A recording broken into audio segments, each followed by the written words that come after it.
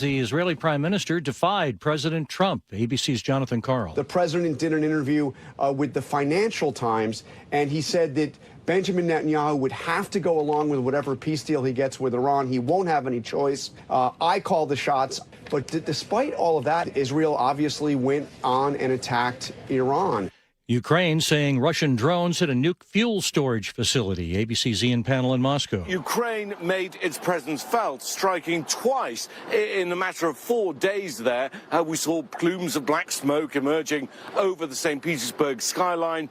And then, of course, we've seen ongoing Russian strikes inside Ukraine. 2 people are sought in a weekend mass shooting in Toledo, Ohio. 12 people injured. An offshore 7.8 earthquake hit the southern Philippines today, killing at least 35. This is ABC News.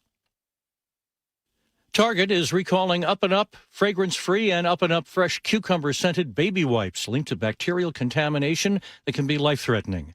A hunt for whoever made off with 18 pallets of whiskey from a Pennsylvania storage facility last week. There was a lot of Noble Oak bourbon being stored in a Philadelphia warehouse on Friday. It was supposed to go to locations in northern New Jersey. A couple of thieves had other plans. They showed up at American Supply's warehouse. They said, hey, we're here for a pickup for A21. They didn't really know what it was. A21 Wine and Spirits Chief Operating Officer Rob Koch stating the obvious that the warehouse failed at some basic security measures. The booze still missing. Sherry Preston, ABC News. Growing worldwide, repair cafes, free events where volunteers with technical know-how help neighbors fix household items. They started in the Netherlands with a single cafe in 2009 and grew to a global nonprofit. Chuck Sievertson, ABC News. Like the Super Bowl every day, that's what law enforcement has to say about the World Cup. And boy, do they have a lineup in preparation for it. We'll give you that in just a moment. But first, Lori has your KIRO News Radio real-time traffic. Traffic is brought to you by Seattle Sports. You've got a 25-minute drive, Seattle to Everett. Also 25 minutes, Bellevue to Everett. Eastbound 520, just a little sluggish as you pass Montlake. Southbound 5 into Seattle, just a little bit of a slowdown through the U District. Tacoma to Olympia, that's a half hour. Download the Seattle Sports app to stay in the know with the latest news, scores, and opinions about your favorite teams. I'm Lori, KIRO Real-Time Traffic. KIRO Newsradio 97.3 FM Northwest News. Now, the latest from KIRO Newsradio and mynorthwest.com. Good afternoon. I'm Jillian Raftery. 5 federal agencies, including the U.S. Secret Service, will collaborate with the local police to ensure a safe Seattle World Cup. We get the very latest from KIRO News Radio's Corwin Hake. The U.S. Coast Guard, FEMA, and the FBI are just a few of the agencies joining Seattle Police and Fire and the King County Sheriff's Department in ensuring World Cup security. This is kind of unprecedented. Trent Heinrichs is U.S. Secret Service Special Agent in charge of the Seattle field office. No, it's basically a Super Bowl every match day. Heinrich says when World Cup play opens in Seattle next Monday, fans will see enhanced security measures. So magnetometers, canines, robust air security. Specifically means no drones. Such devices are banned from the airspace above Lumen Field. In the Stadium District, Corwin Hake, KIRO News Radio. Neighbors lined the streets in Longview to salute a solemn procession as police and fire vehicles escorted the bodies of 9 workers killed in the recent paper mill tank explosion. This attendee tells KGW-TV. This is so devastating for the community, for the families. Words don't say enough. The 9 victims returned home after undergoing autopsies in Seattle. And neighbors of crime-riddled Aurora Avenue North want North Seattle to hire hundreds more police officers. They staged a march Saturday night to protest rampant shootings and sex trafficking. So you know what I ask from you? Get a hold of Mayor Wilson and say, yes, we need to achieve our goal by the end of this year, 1,258 officers. Marchers complain the city has yet to meaningfully respond to their crisis. July 6th marked that day. It's the day Boeing CEO Kelly Ortberg says the company will start bringing 737 MAX planes on its new assembly line in Everett. Boeing has been slowly ramping up production of the MAX since the FAA put a cap on it after the door plug incident in January of 2024. Ortberg tells CNBC. We've made sure that we're not moving until the production system is stable. We're not pushing work down the production line like we were before. Right now, Boeing is building 47 MAX jets per month. The goal is 52 per month sometime in 2027, eventually 63 per month. Now we're going to check your weather forecast, and it is January weather, high of just 63 degrees, rain off and on throughout the day. We're going to dry out tomorrow, supposedly, with a high of 61. It is 60 degrees right now in downtown Seattle. I'm Jillian Raftery for KIRO News Radio. Your best source for local news, serving Western Washington and the world with a KIRO News Radio app. Always streaming live on your smart speakers. You're listening to KIRO News Radio, Northwest News. And now, it's time for the Jake and Spike Show on KIRO News Radio. With your hosts, Jake Skorheim and Spike O'Neill. Behold, a fiendish masterpiece from the bowels of hell! Mondays, for I hate Mondays. They make me so steamed. Weekends, I prefer the weekends! Son of a Welcome to the show. Happy Monday to you. Jake Skorheim here, sitting alongside Spike O'Neill. Spike, happy Monday. Happy Monday, my brother. Happy Monday. How was your weekend? Was it good? It was glorious. We had a great weekend at our house. Great weekend. Fantastic. Give me right? a quick recap. What is it? Share it with share with our friends. Share with our friends.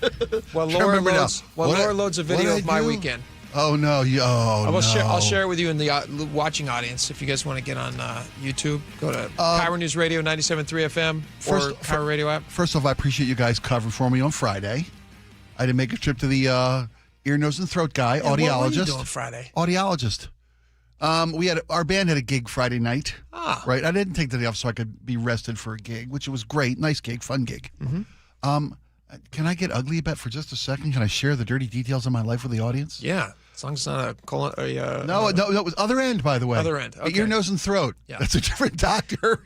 He starts going in that way. You're like, wait a minute, doc. Whoa. I don't know a lot about your profession. It's but not for lack of looking.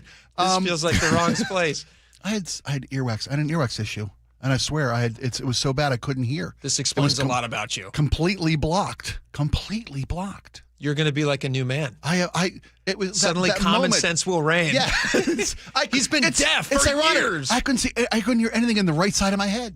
Really? Yes, it was completely blocked. Well, we'll see what happens. It's going to be awesome. Stay tuned, folks. Yeah, but my kid had opening night. My kid's in his first professional, theater. He's a paid actor now. Nice. Start racking up those student. Come on, buddy, get that student loan money. I'm like, he's like, you know what I'm going to do with this money? I'm like, you're going to pay your student loans. What you going to do with that money? Going on vacation. Yeah, it was great. Just a great weekend. Yeah, fantastic. Yep.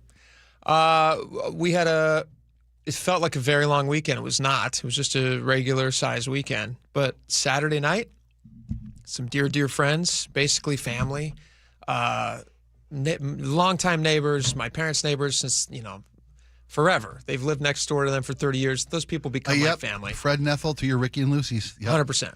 And so their daughter got married to a wonderful guy, great guy. And I've known this girl since she was a baby. I was, 7 years old or something when she was born. Nice. So I watched her grow up, and now I feel like a big brother to her. Yeah, and now I see her end up with a great guy. Her name is Janelle. His name is Ryan. Magic. Congratulations to the newlyweds. Nice, beautiful. He's a local firefighter. There you go. So this was a firefighter wedding. Every single person there who was a firefighter had a thick mustache, which I was very jealous about. It's like when you buy the wedding photo, you know anybody in it. It's just such a good-looking group. Just walk around. I can tell them, oh, you're a firefighter. How do you know? Because of your handlebar mustache. Yeah. Yes. Oh, that's wonderful. Really wonderful. The downside of a firefighter wedding was that, so it was in the evening. We had a sitter, so we had no kids there, and I imbibed a little too much. It's okay. A lot of fun. They had a tap. Okay. They had a old-fashioned tap. Nice. With old fashions. Just get as much as you want. And I'll tell you what, I did. And it was a problem. And so it was a lot of fun, but so Sunday for me was rough. Oh, yeah.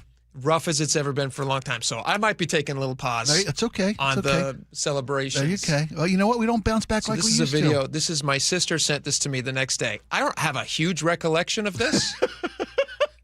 This is my sister and I. Oh, that's you? In a big group of people. You can move like that? Well, all of my dancing I learned from Three Amigos. That's right. I knew it looked familiar. Oh my God, it's perfect. Yeah. So this You're was a Hollywood choreographer now, my friend. I could do you the same. You got the chops. Yeah. That's for movies in the great. 1980s. Oh, that's wonderful. Super fun night, but it was just like it got a little crazy, and but really fun. And it's always fun to celebrate new love. And it really is. Isn't that a great moment to be around? Yeah. So congrats to Ryan and Janelle and their great families. Wonderful. Very exciting. We got a lot of stuff to talk about. I got some catching up to do. We got a lot of stuff in the news. You missed some Katie Wilson stuff last week, which was a lot of fun. I saw it. I saw it. She's turning on the cameras. Beaming ear to ear. I called it. Which you said. You sent a text as soon as that news came out. I told ya. Were you in the doctor's chair? Was he literally poking you in the ear? That's the first thing I heard. Or the rear end? The cameras were going up. I was already out. I had a morning appointment. I was already out by that point in time. I was actually waiting on a ferry. I was actually, out there with the general population in a ferry line on a Friday. Hold up. I got to ask because I'm in the news business. Sure. What time was your appointment? 11 o'clock. What time's the show? 12. What time are you out? Of the doctor? Yeah. About 12:02. Okay. I think your story's changed a little Not bit. at all. A little bit. Whatever. Let's move along.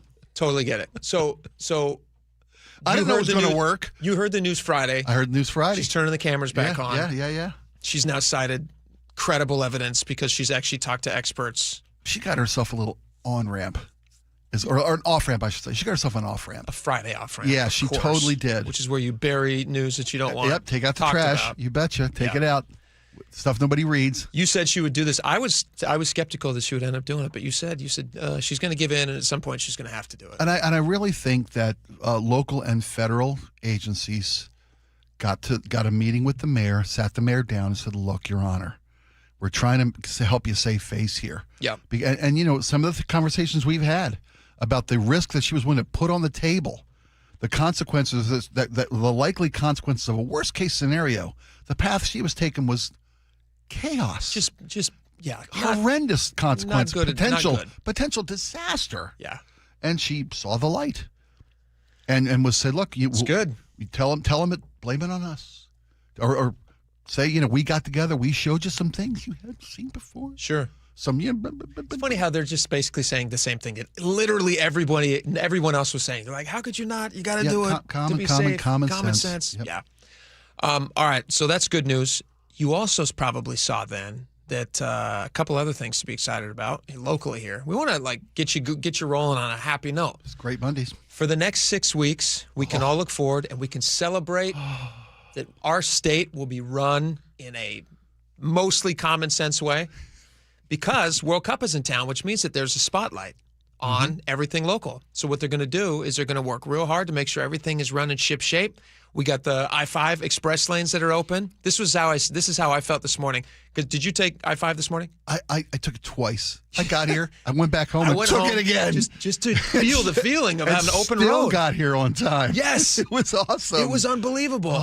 So I've been leaving my house super early, and I get on the road, and it's like I drive under the sign that I normally drive under that says 75 minutes to downtown Seattle. Yeah. It said 35 minutes. 35 minutes. And then I get there, and the express lanes are wide open, north to south, which they usually are. This is the time of the morning that I take. Common sense would dictate they are. Common sense. But they've been closed going one way during the Revive I-5 stuff, but they're open right now, and this is how I felt. Free! Free! I was so thrilled. It was just smooth. I didn't drop below 55 once. It's amazing the way the world is off your shoulders. It is. It was amazing. Did you get here early enough to gather the eggs from John Curley's chicken coops? I know when you get here super early, you do that for Sometimes I pick up the eggs. Yeah. And nice. I refrigerate them for them, even though you actually don't need to refrigerate fresh eggs. We're a good neighbor. For a long time. I don't know if you knew that. No, it's after they put all that doctor stuff, pasteurization or whatever. Yep. And it pierces that membrane around the egg. You don't want to do that. Nothing good happens after that. Here's the other thing that's happening that people can be very excited about. Washington State Ferries, they've made this announcement. I'm conflicted about this one. I wrote an article about this today. You guys can check it out at mynorthwest.com. I feel like WashDOT and the Washington State Ferry System, they want, which is inside WashDOT, right? Doesn't that operate under WashDOT? Yeah. That's a WashDOT, yeah. Okay. Do they want a high five for doing their job? Is that what they want? They want a high five for doing what they're supposed to do? I don't It feels that way. It feels that way. Hey, guys, guess what we're doing? Just for them. We're going to get the vessels up and running. Not for you. Yeah. Just for them. For the tourists. We do it all for them. Not the taxpayers. Screw Right? you guys. Tourists? Yes. Very excited about them. 20 of 21 vessels are going to have up and running, they claim. They're also going to have extra staff. Extra crews. Just in case. Where was this the last few years? What happened? Why won't they just admit that they were screwing it up? And then going forward, here's the problem. For the next 6 weeks, we can enjoy this. But for the next 6 weeks, we get to see how it should actually be run all the time. So what are they going to do as soon as the spotlight goes away? Lay some folks off and throw a couple wrenches into the gearbox. Is that? I don't know. Why wouldn't they be able to maintain? That's a great question. Yes. Again, common sense. Theme of the day. If you're able to get 20 boats in the water and extra crews to run for the next 5-6 weeks, why don't you just say we fixed it and it's better now and here we go? Here's what you've been paying taxes for. This is speaking to Seattle Times. This is the Washington State Ferries Director of Vessel Engineering. He says, we're heading to a very busy summer. We expect a big increase in travel across our system. This plan should help reduce cancellations and service gaps with unexpected events. And what he's talking about is not only getting the 20 of 21 vessels up and running and ready to go, which apparently was just a maintenance issue. If you just have them up and running and have things prepared to go, then you can use them. You can use the boats, not have to cancel anything. But the other thing is the extra crew, which they're going to have on hand and ready to make sure that none of these sailings, because all these sailings canceled.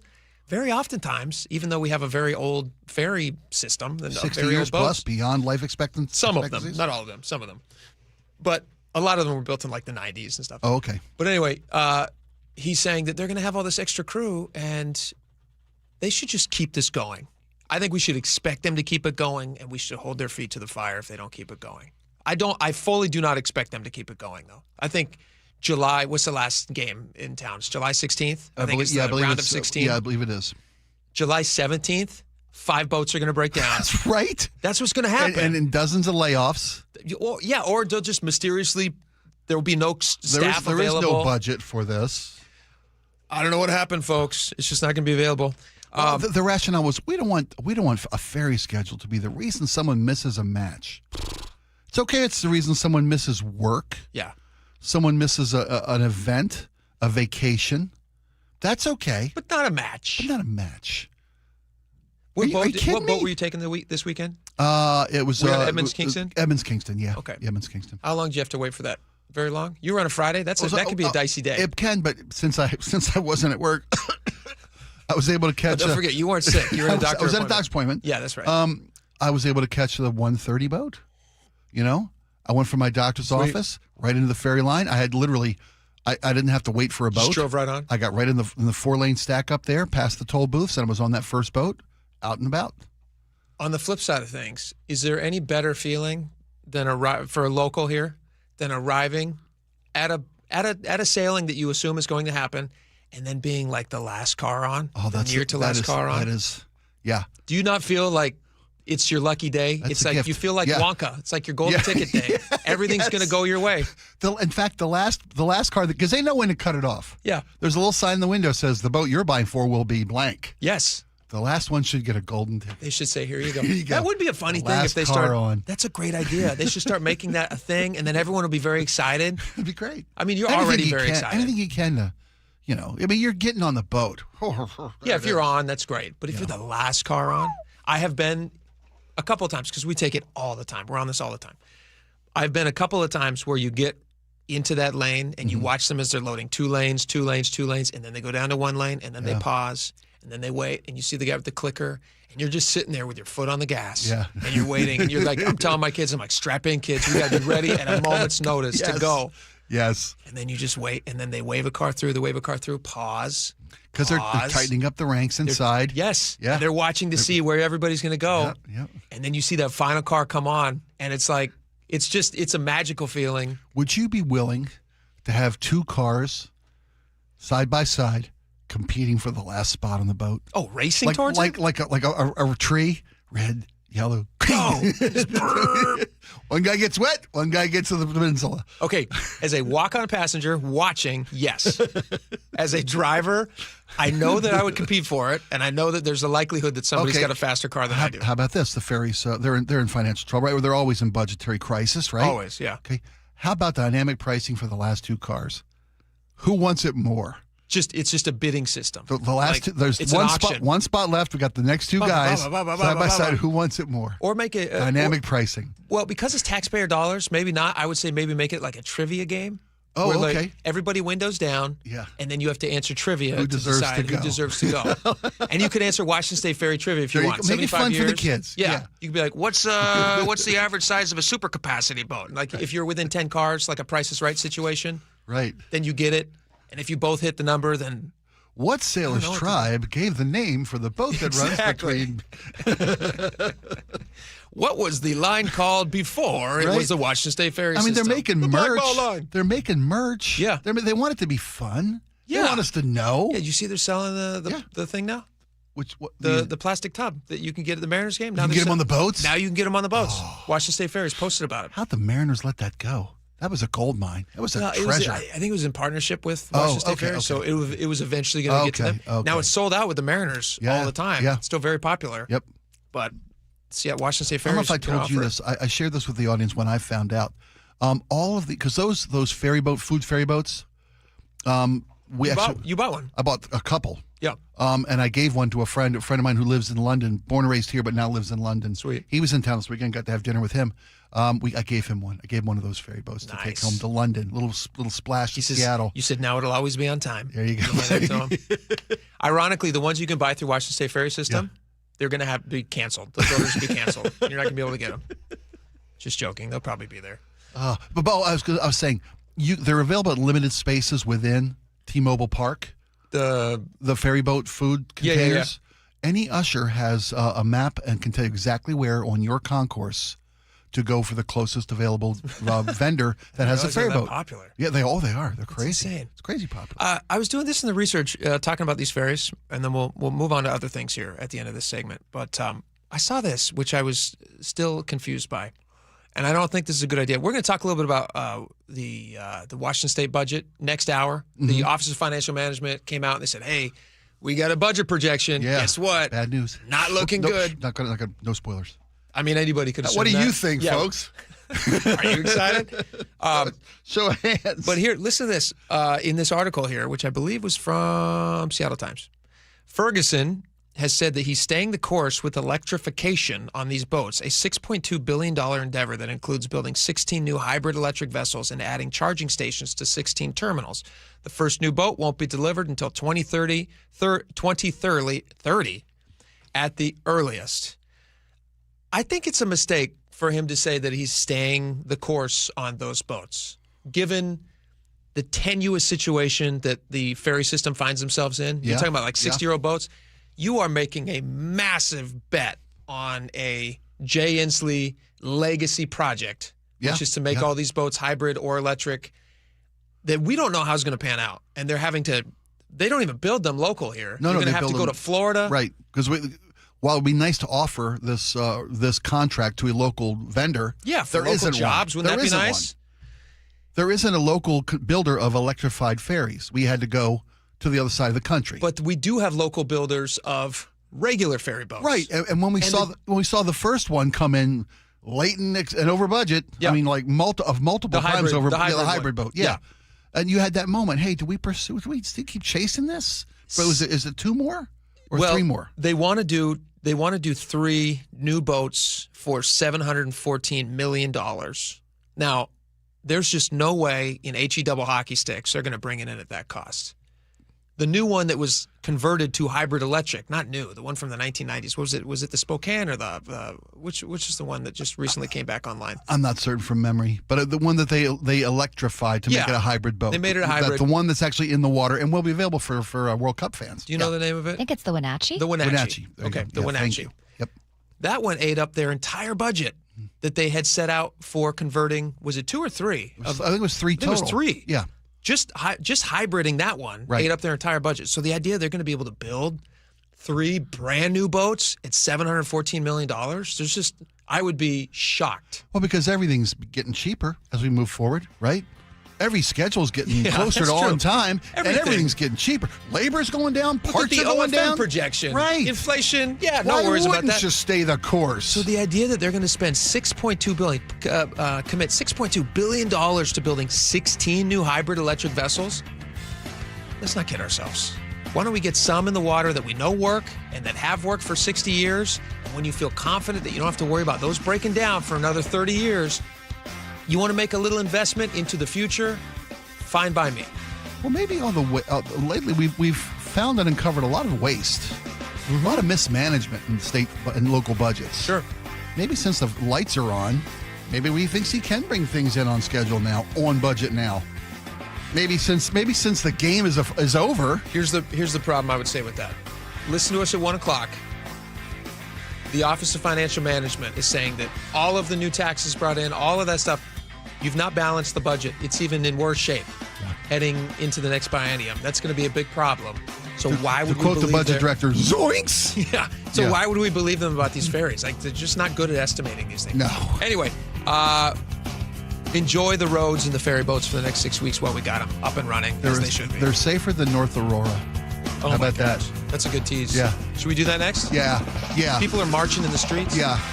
All right, we'll tell you about what. Not everybody. Not everyone. But some neighbors. We'll tell you about it. Come back. Stick around. KIRO News Radio, winner of 7 regional Edward R. Murrow Awards, including overall excellence and investigative reporting. Just 29 hours later, Joshua Headley sent an unsolicited email to me writing, "I understand there may be a news story coming out." Thank you who listen, stream, and watch every day. The driving force that pushes us to be the Northwest trusted news source. KIRO News Radio, 97.3 FM. A shot to center field. Julio is there, and Julio makes the catch! At T-Mobile Park, you've always got the best seat in the house, even when there's not an actual seat, because you're in the T-Mobile pen. They're going crazy here at T-Mobile Park. The pen isn't just the perfect space to hang with your whole crew. It's where you can see Julio defend the no-fly zone 1 minute and watch Senor Smoke get ready for his big entrance the next. Andres Munoz has simply been incredible. Sure, the pen is standing room only, but with a team this exciting, who wants to be sitting down? Mariners baseball. Try this up. With Mariners value games, you can score tickets under $12 on select dates all summer, including June 16th through 18th against the Orioles. Plus, on Thursday the 18th, the first 15,000 fans will take home a Mariners Stars and Stripes soccer jersey thanks to Alaska Airlines. Get your tickets today at mariners.com. That's mariners.com. Meet Matthew Preston. Inside his apartment, everything he holds dear is protected by Progressive's renter's insurance, like his laptop and a surprisingly valuable collection of baseball bobbleheads.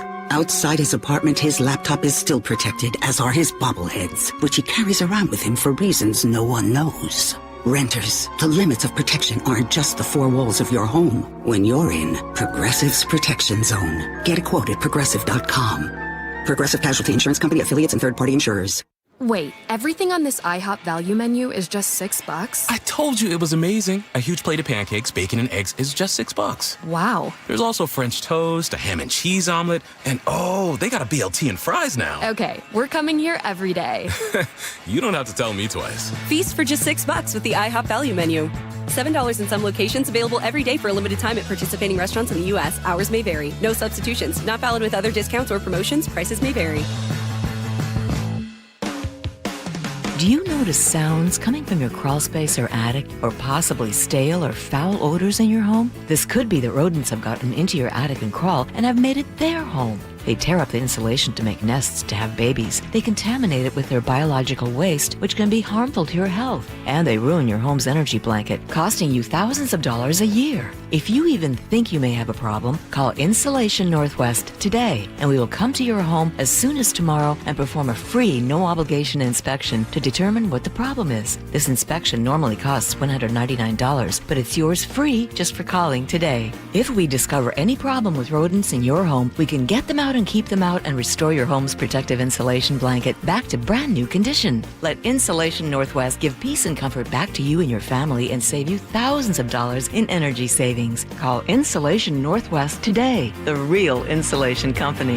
InsulationNorthwest.com. I remember brushing my hair and looking down and thinking, oh my gosh, do I have any hair left? I used to look at women with thick, beautiful hair and think, why doesn't my hair look like that? My thinning hair is making me feel so old. If you want thick, healthy, gorgeous hair, then you need hair volume from New Nordic. With clinically proven ingredients like apple extract, biotin, and millet, Hair Volume nourishes your hair follicles to promote thicker, healthier looking hair. Say goodbye to shedding, thin, and dull hair, and hello to thick, healthy hair with Hair Volume. Since taking Hair Volume, the shedding has all but stopped. Now, instead of being jealous of other women's hair, I have friends who are jealous of mine. My hairdresser couldn't believe the difference in my hair. Now she's using Hair Volume too. Available as a tablet or delicious gummy, Hair Volume is available online at Amazon and NewNordicUSA.com, or find Hair Volume in the hair care aisle at your local CVS. Tune in to Elevate Your Wealth.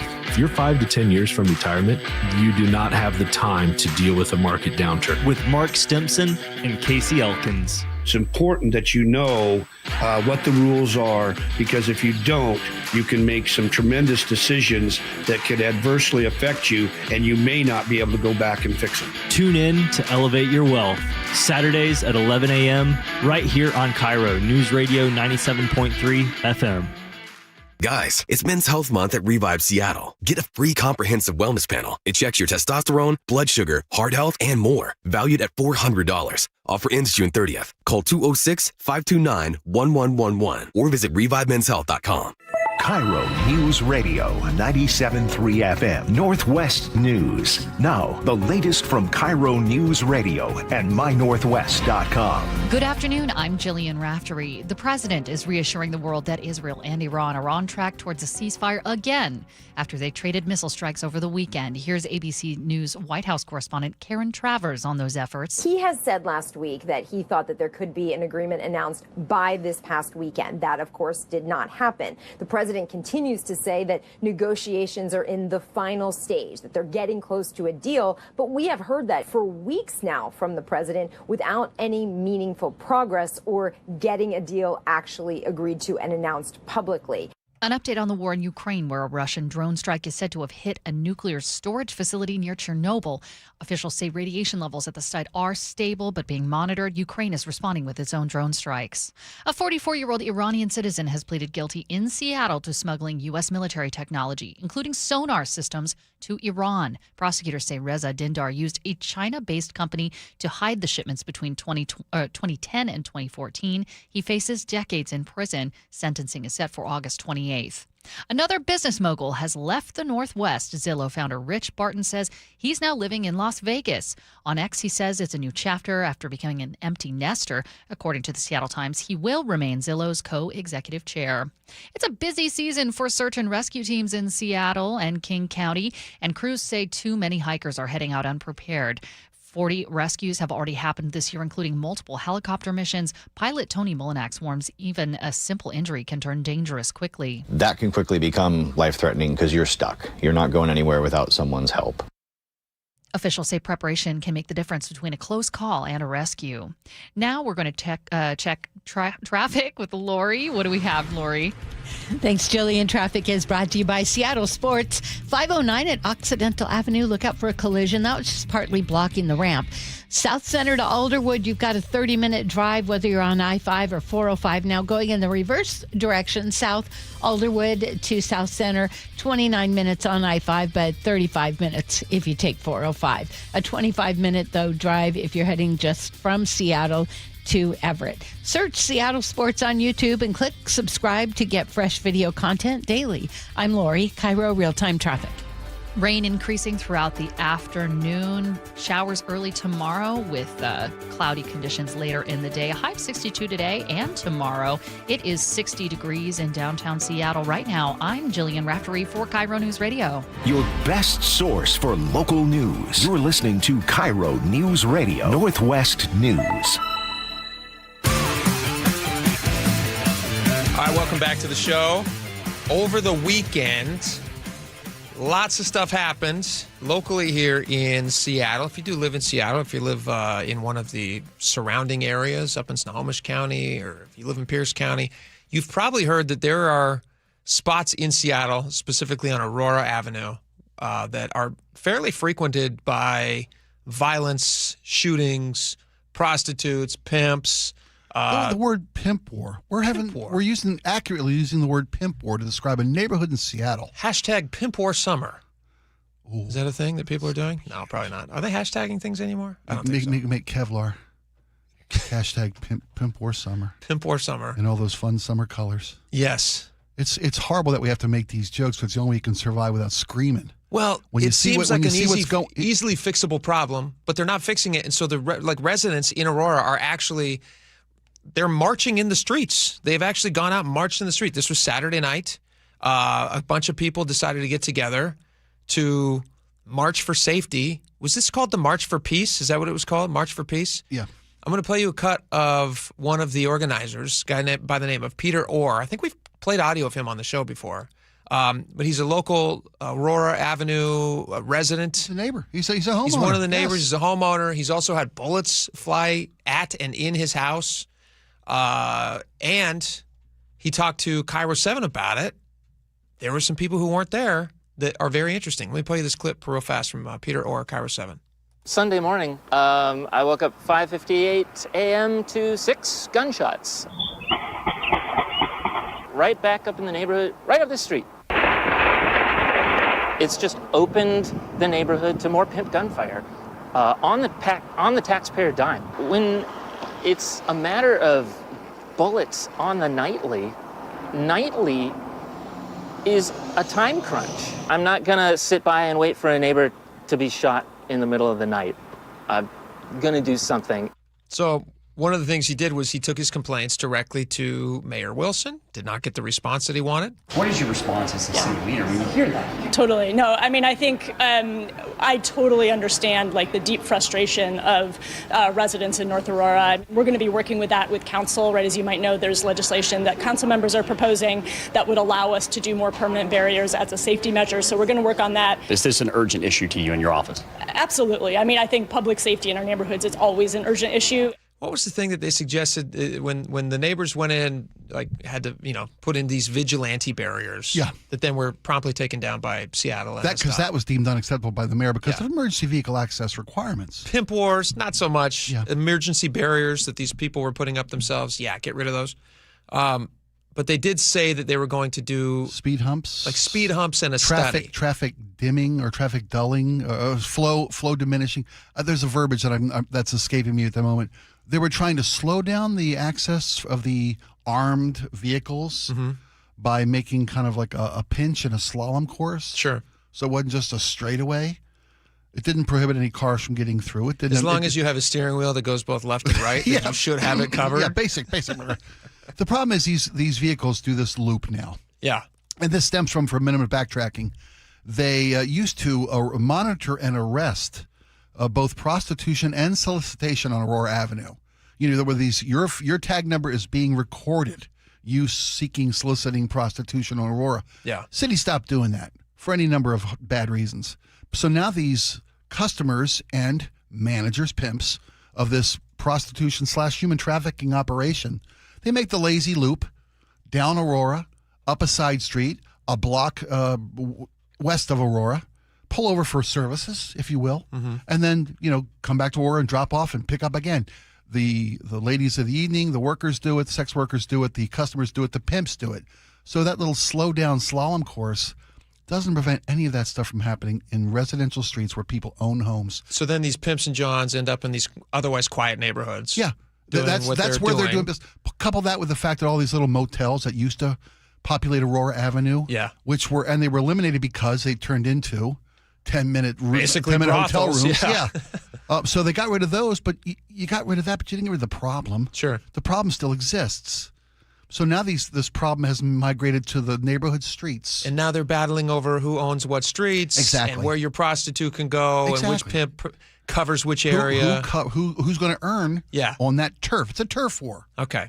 So now people are so upset about this, they're actually marching in the streets. After a couple of years of inactivity from the city, no response from the city, no addressing the issue from the city. Katie Wilson was not at this march, which people have definitely noticed. Here's a little bit on that. I think it's unfortunate that she's not able to be here, but I think the message needs to be to her office that we're ready to see a concrete action plan. We're really out here demanding action. It's as simple as that, from King County, from the city of Seattle, and from the state at this point, because it's really scary. What's interesting about this is so many issues these days, people tend to want to, try to find like a partisan divide. This to me doesn't seem like there's any partisan side to this issue. This is just people who are okay with pimps and prostitutes running around doing everything that they're doing and firing bullets. And then everyone else, who's the mass majority of people, saying, this is crazy that you guys are not just enforcing laws that you already have on the books. It doesn't require a giant Seattle City Council study. It doesn't require weeks and weeks of a committee looking into things. Yeah, you could just start arresting people for the illegal stuff, right? And that would immediately help. We've had studies. We've had all kind of. We got the impact study or the proposals that have been put forth by the city, the Aurora Corridor Planning Study, Phase 1, concept evaluation. I think they're getting paid by the page. This 348 page, 250. I apologize. So 254 page study and report that was issued by the city in April. So this was done. There have been. So the fair criticism of this study is that the city's focusing on. I read into this a little bit, and I tried to get a summary of like what they're actually talking about. Yeah. So this was in April of 2025. So April of last year. Yes. And this study really is more the purpose of that study was more about how do we make these neighborhoods more accessible for various things, bikes, buses, all these different things.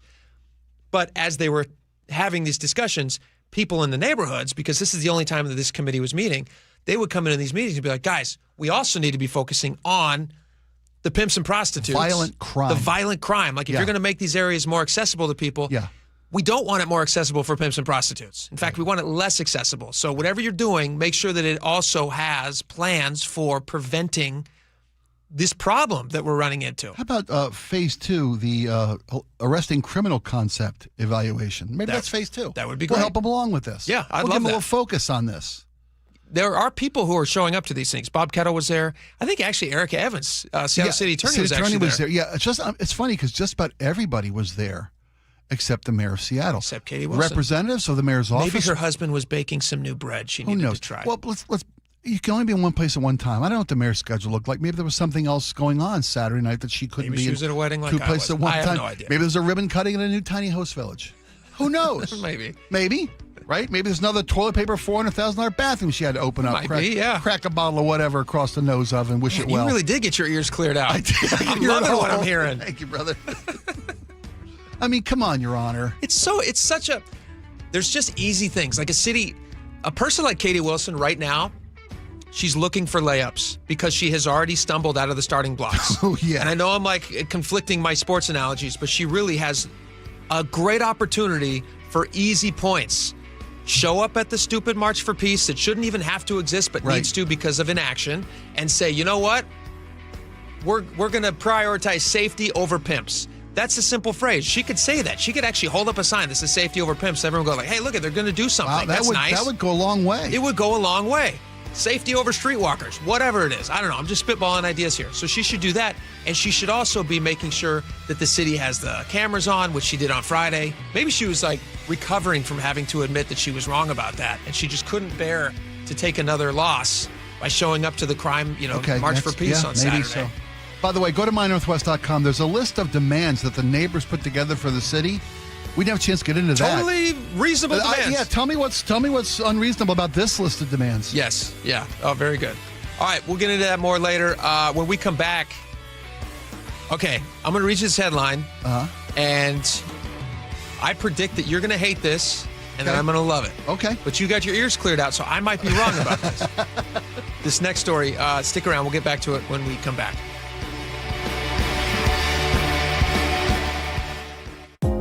KIRO News Radio is honored to be the recipient of 7 regional Edward R. Murrow Awards, including Overall Excellence and Excellence in Writing. We can't let hatred become the air we breathe.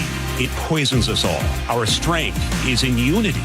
We thank you who listen, stream, and watch every day. The driving force that pushes us to be the Northwest trusted news source. KIRO News Radio, 97.3 FM. Nick, you know what's a great thing about going to Longevity Medical Clinic as a couple? Oh, I absolutely do. When they tell you to do something, you actually do it. Right. And the same thing with you. When they tell you to do it, because for some reason, when I tell you to do it, you're like, whoa. I just walk away and roll my eyes. Exactly. But the great thing about Longevity Medical Clinic, the doctors there know, because we do the blood draw and they look and they can see. They know. They hold us accountable. Yeah, when I'm under pressure and I know I'm coming in, I know I have to work the program. Right. Plus, we also want to hold each other accountable for how we take care of ourselves because, we want to have a long, healthy, happy life. I know. I want every day to torture you as long as I possibly can. Well, I look forward to it. Here's the great thing about Longevity Medical Clinic. They're working with you. They're holding you accountable because they want you to have a long, healthy, happy life. I was a patient at Longevity long before I started doing these commercials. So get your free health analysis. Go to lmclinic.com. That's lmclinic.com.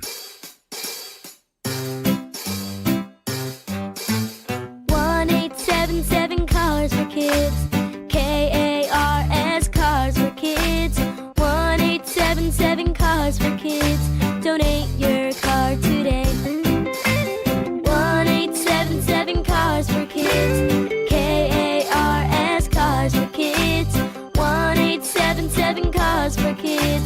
Donate your car today. Ready to get rid of that old car? Donate it to Cars for Kids. Call 877 Cars for Kids to speak to a friendly live agent. Donation is super easy, and your car can be picked up as soon as tomorrow. Go to carsforkids.org now or call 877 Cars for Kids to donate your car today. 1-877 Cars for Kids. KARS Cars for Kids. 1-877 Cars for Kids. Did you know you can donate real estate too? Go to carsforkids.org. That's cars with a K. The team that gave me back my full head of hair, Advanced Hair, is once again the winner of the 425 Business of the Year.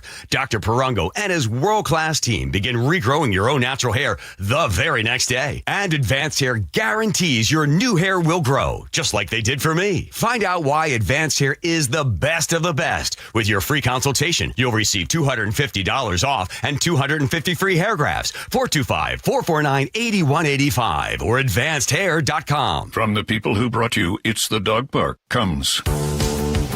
Your dog is limping, but she seems fine. Plus, you've heard they can fake it just to get what they want. So what's the deal now? You're being gaslit. Protect your dog from injury and illness with Progressive Pet Insurance. Oh, now she switched legs. What a diva. Progressive Casualty Insurance Company and affiliates. Not available in all states or situations. Coverage subject to policy terms. Pump up the volume. Business moves fast. Orders roll in, deadlines close in. When you ship with USPS Ground Advantage, you can keep up with confidence. Every package stays in our secure network from dock to door. And with nationwide reach, dependable tracking, and upfront affordable pricing, you get built-in peace of mind. You run the business. We run the routes. Visit USPS.com/Ground Advantage to learn more. Eric Johnson here. I spent the past 30 years working to help make our community better informed, better protected when it comes to consumer issues, and better equipped to take on whatever life throws at us. That's why I love the free Washington Accident book series from Davis Law Group. These books keep us better informed about the law, better able to protect ourselves on and off the road, and better off when all is said and done after an accident. Chris Davis didn't have to write these books. He did it because he saw a need. People who were in accidents or other legal situations didn't know what to do, what pictures to take, documents to request. Only a tiny fraction of the people who get these free books will ever become clients of Davis Law Group, but that's not the point. Chris wrote them because it was the right thing to do.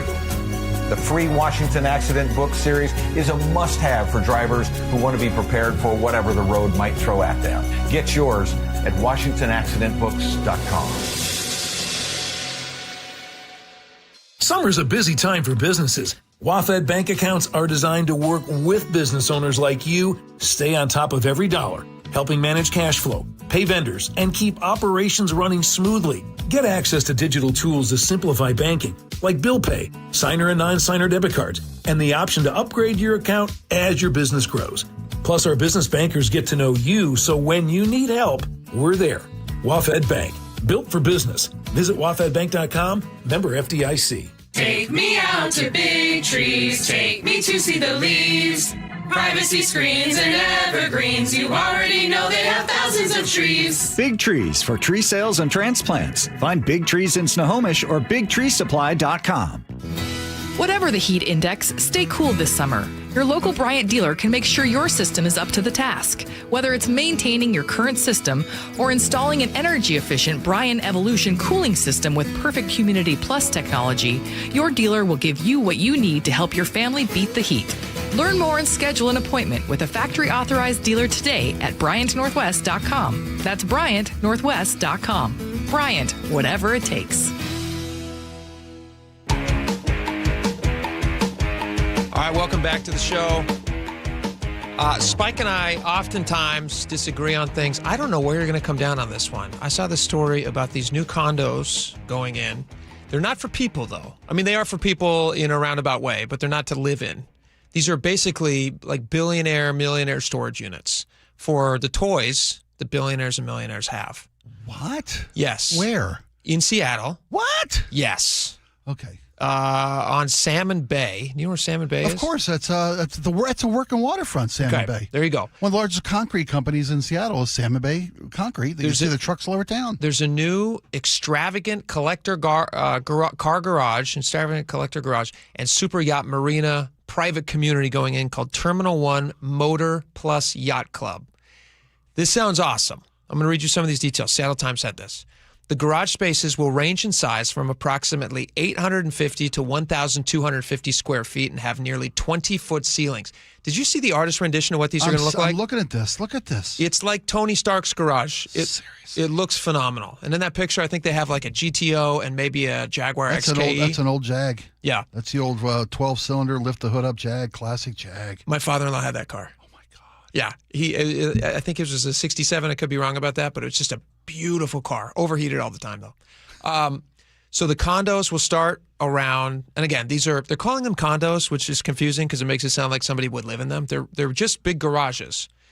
They'll start at about $600,000. Some will be above $1 million, and they're beautiful, and they're for you to store your awesome cars. So if you're like a super wealthy guy or gal and you're living locally, all your toys, yes. You want to keep all your toys there. Like let's say you want to have a spot both for your super nice Ferrari and also your yacht. What do they call those cars? McLarens? What do they call those cars? Yeah, like a McLaren. McLaren, right? You get off your 325-foot Uber yacht. Yeah. Or your 315-foot side job or sidecar, whatever you call it. Sure, whatever your follow-on yacht is, like Zuckerberg has. Your support yacht. Yes. And you want to climb in your McLaren or maybe your Jag. Yeah. And it's right there, conveniently located down in Salmon Bay. Yeah.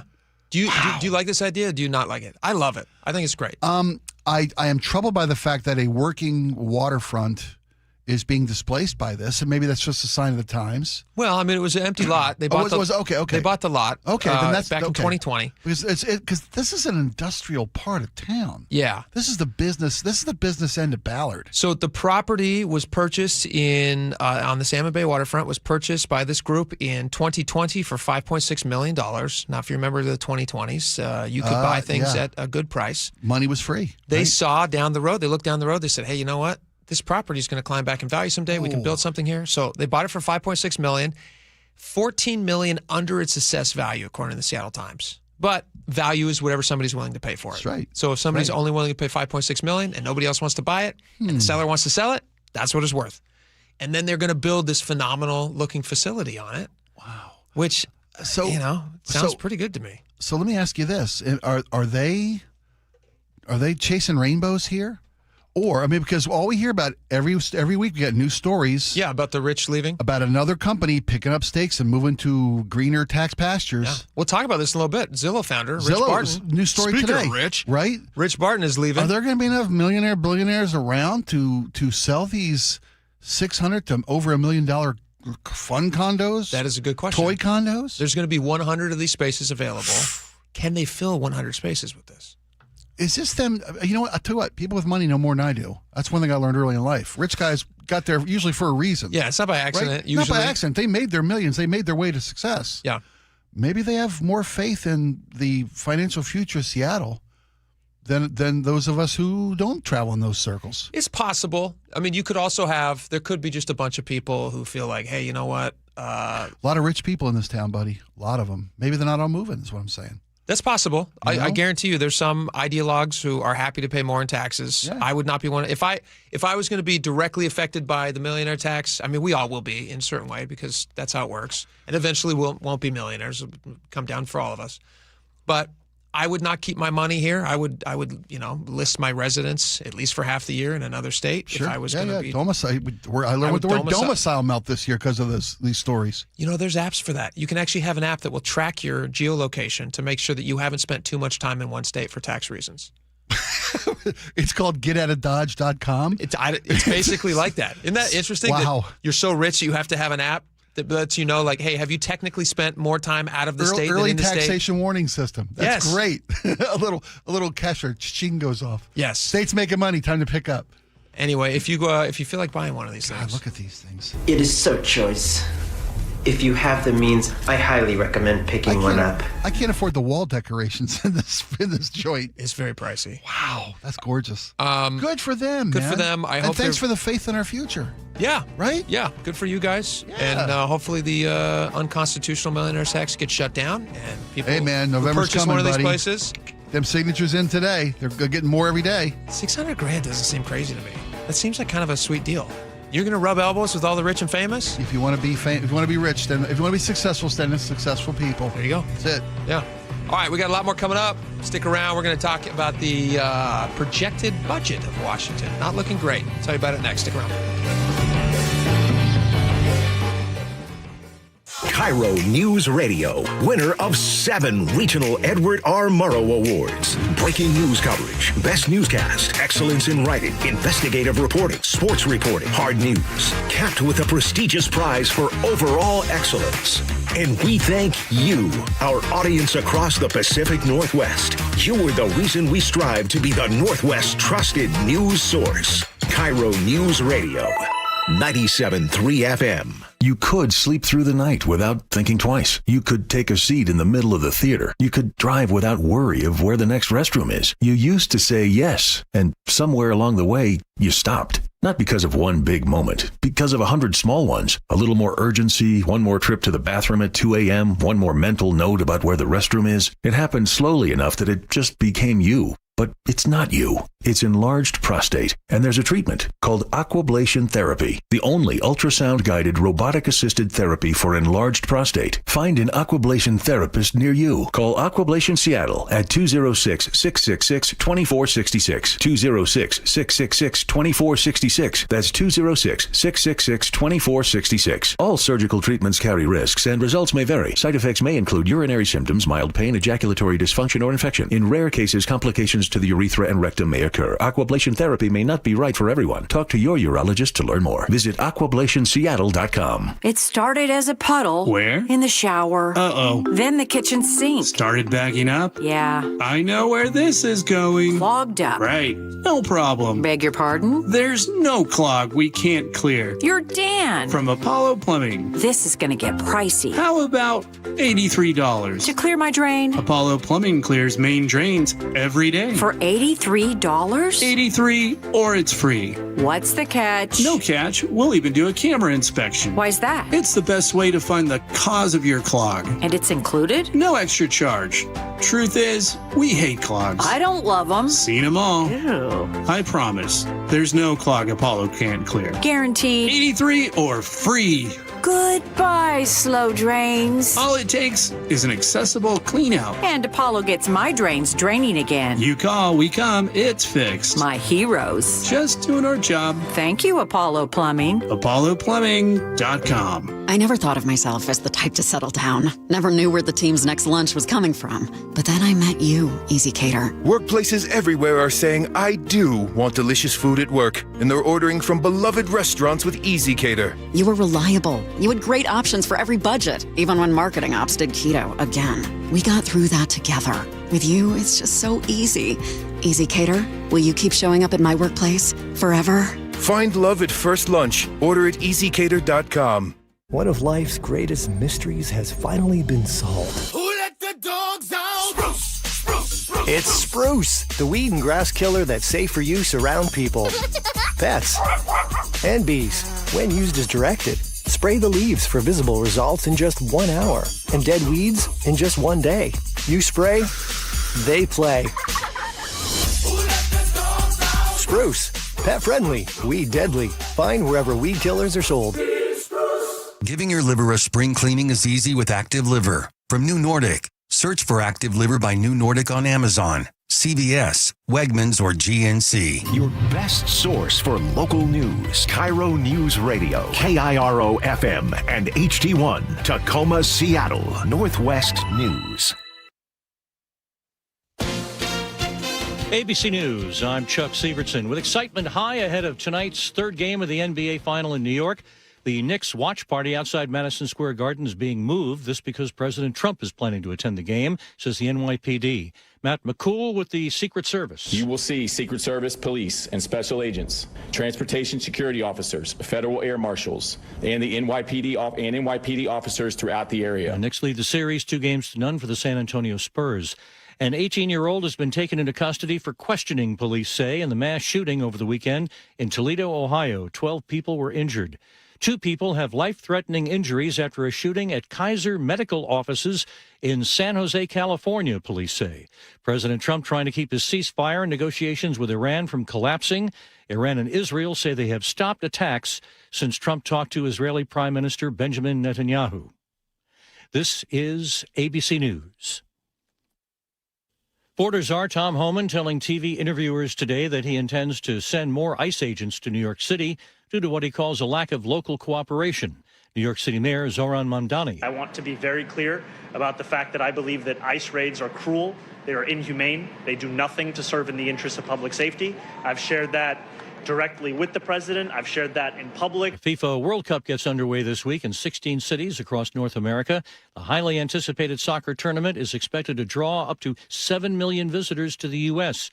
ABC's Alex Stone in Los Angeles was asked about the potential economic impact. FIFA has said $17 billion will be brought in gross domestic product. But you look at some of the numbers we heard from Atlanta today, 226,000 hotel rooms were booked during the World Cup. Last year, with no World Cup, it was 320,000 hotel rooms during that same period without this going on. Our Alex Stone in L.A., Chuck Sievertson, ABC News.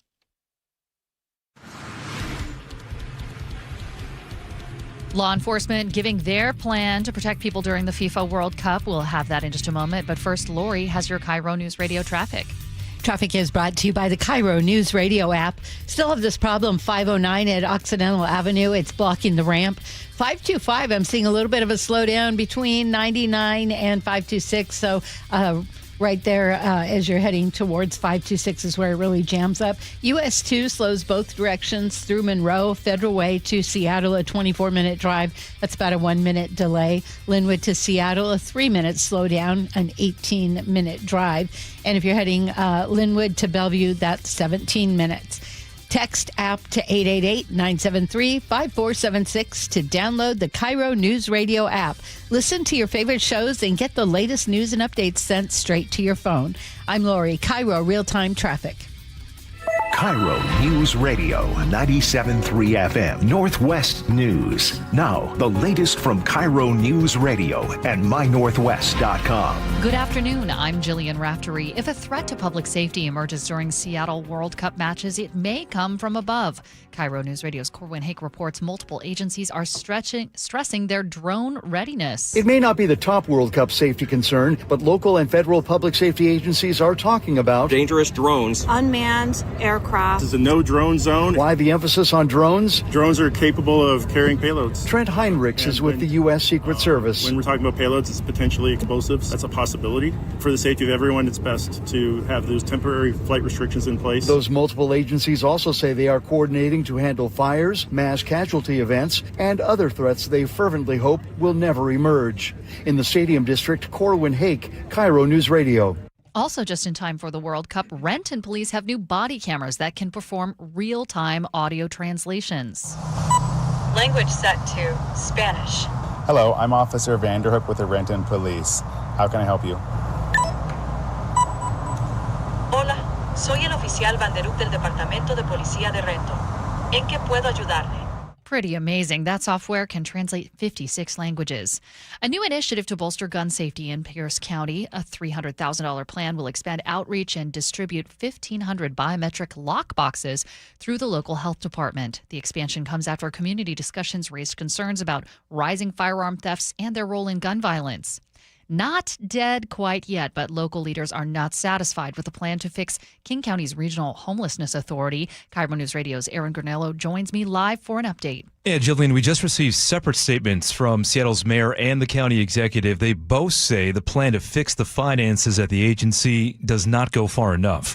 Now they're putting an independent financial team inside the Homelessness Authority starting this month.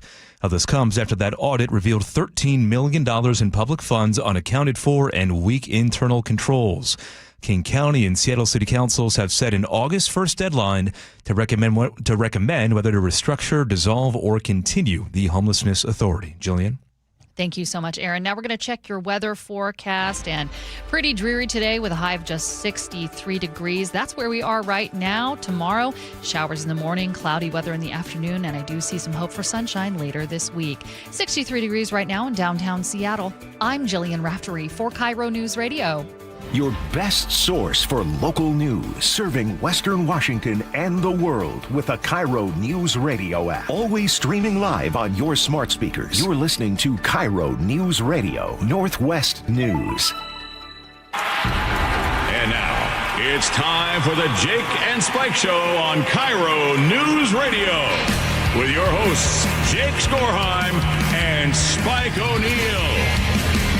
Welcome back to the show. 1 hour down, 2 hours to go.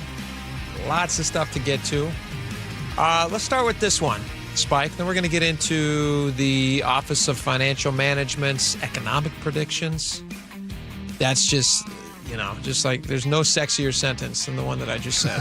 There's nothing that people get more excited about than economic predictions.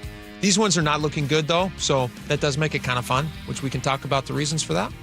But let's start with Sound Transit. Sound Transit they got a big hole to make up. $35 billion? $34.5 billion? Is that right? Well, a projected budget of their already, you can't really tell because they had an announcement recently of this is the stuff we know we can afford to finish. Mm-hmm. This is stuff we know we can afford to plan but not pay for yet. Yeah.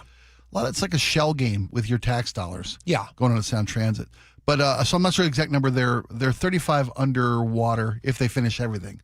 But who knows what the finish line looks like? Who knows? Yeah, it definitely sounds like they're trying to just confuse everyone into submission, and then nobody asks any questions. Throw up our hands with a wallet in one of them. They must know what they're doing because they keep saying things, which is a strategy we use here on the show. So Sound Transit is now discussing. They're recommending fare gates. Now, this is going to be a pilot program. This would be just at 14 locations. Not every location actually is doable for a fare gate, apparently, because there's a bunch of street level ones. Exactly. There are stations that you need to take an elevator, an escalator up or down to. Yeah, like Northgate. You go to Northgate, right? You're up in the sky. Go up to Capitol Hill, go down to the Symphony Hall, go down anywhere you go that's downtown. Those locations, Westlake. You got to go subterranean. Think New York City. Sure. There's a tolling capability there. Yeah. You walk up to a street level station down on MLK. Then what are you going to do? Right. How are you going to put a fare gate in? So, and they're guessing, and I think they're right. It's not going to be worth somebody's time to go to a different station just to beat the fare. They're going to collect where they know they can collect. Here's what's interesting, though. I disagree with them that they can't. I do think that they could figure out how to put in street level fare gates if they wanted to. because I don't think people it's called a guard. Well, it takes a human, and it probably costs a lot less than that's true. Design, construction, maintenance. The cost for these gates. Do you see the cost for these gates? Yeah, 14 of these. It's going to cost $88.2 million. I want to get into the transit gate game. You and I, there's still time. Any business that you can get into with any local, like bureaucratic, government-funded building operation. It's about good business. $6 million a turnstile, but roughly. $88 million in costs. 14, right, divided by 88, divided by 14 is about six, not quite 7. So we could throw some gates up for $7 million a stop, right?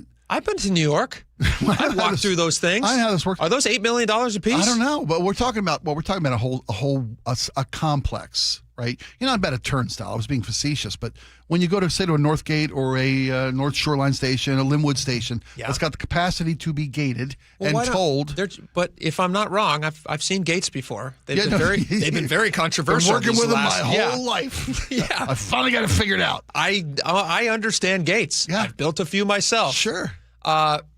It's just a wall, and then there's an entry point designated that somebody would go through. And if you want to walk through that entry point, barrier up. You got to have a little ticket. Right. I've seen how it works at the Washington State Ferry system. I'm on the Edmonds-Kingston run all the time. Yep. Is that an $8 million facility? Hard to say. No way. These days with government pricings, who knows? Who knows what's going to get? It's like that. At least they realize, no one's paying unless we make them. The honor system in a world without honor ain't the way to go. But is it going to work if you're not enforcing fares everywhere? If you don't have turnstiles or whatever this is going to look like, if you don't have gates everywhere, then now you said they're making a calculated effort that somebody wants to get on. No one's going to drive all the way down to just to get on a train Valley, where they're already needing to go to beat the $3 it takes to get on the train up in North End. Yeah, I'll give you that. I think it's got some. But why potential. not? But why not just gate them all? Gate them all. I think you can. I think you can too. And again, and for $88 million, I think you definitely could. If you break it down to $7 million a turnstile or $6 million plus a turnstile, then I don't know how much $6 million would hire a guard for quite a while. Long while. You could get a guy out there for, I don't know, I know how much a gun costs. Right? I know probably the deterrence. The going rate of a salaried security guard at a transit stop. You don't even have to put a gun in his hands. You can just put one of those put a yellow vest on him. Put a yellow vest in those zappers. Just somebody wants to break through. Right. It's a lot less than $8 million. Dude, you could put a cardboard guard there, and enough people would pay. Just a fake, right? Yeah. Slow down there, Chief. One of those South Korean hologram cops. Why don't we do that at every stop and save ourselves about, I don't know, $87 million? You'd save a lot. But they say that this cost will be offset in 2 to 5 years. When people start paying? Additional revenue is going to be $30 million. And they say that's based on the already, they say it's based on a fairly low level of people actually paying would bring in $30 million. Wow. Okay. It's right now, itself, huh? There's only people, according to the Seattle Times piece here, according to Como, they say compliance rates were approximately 85. This is for people who actually had a ticket to ride those trains. Compliance rates were approximately 85% in 2018 and 2019, but fell sharply during the pandemic and have remained in the low 60% range despite expanded staffing of fare ambassadors. So you've hired all these fare ambassadors to enforce these tickets.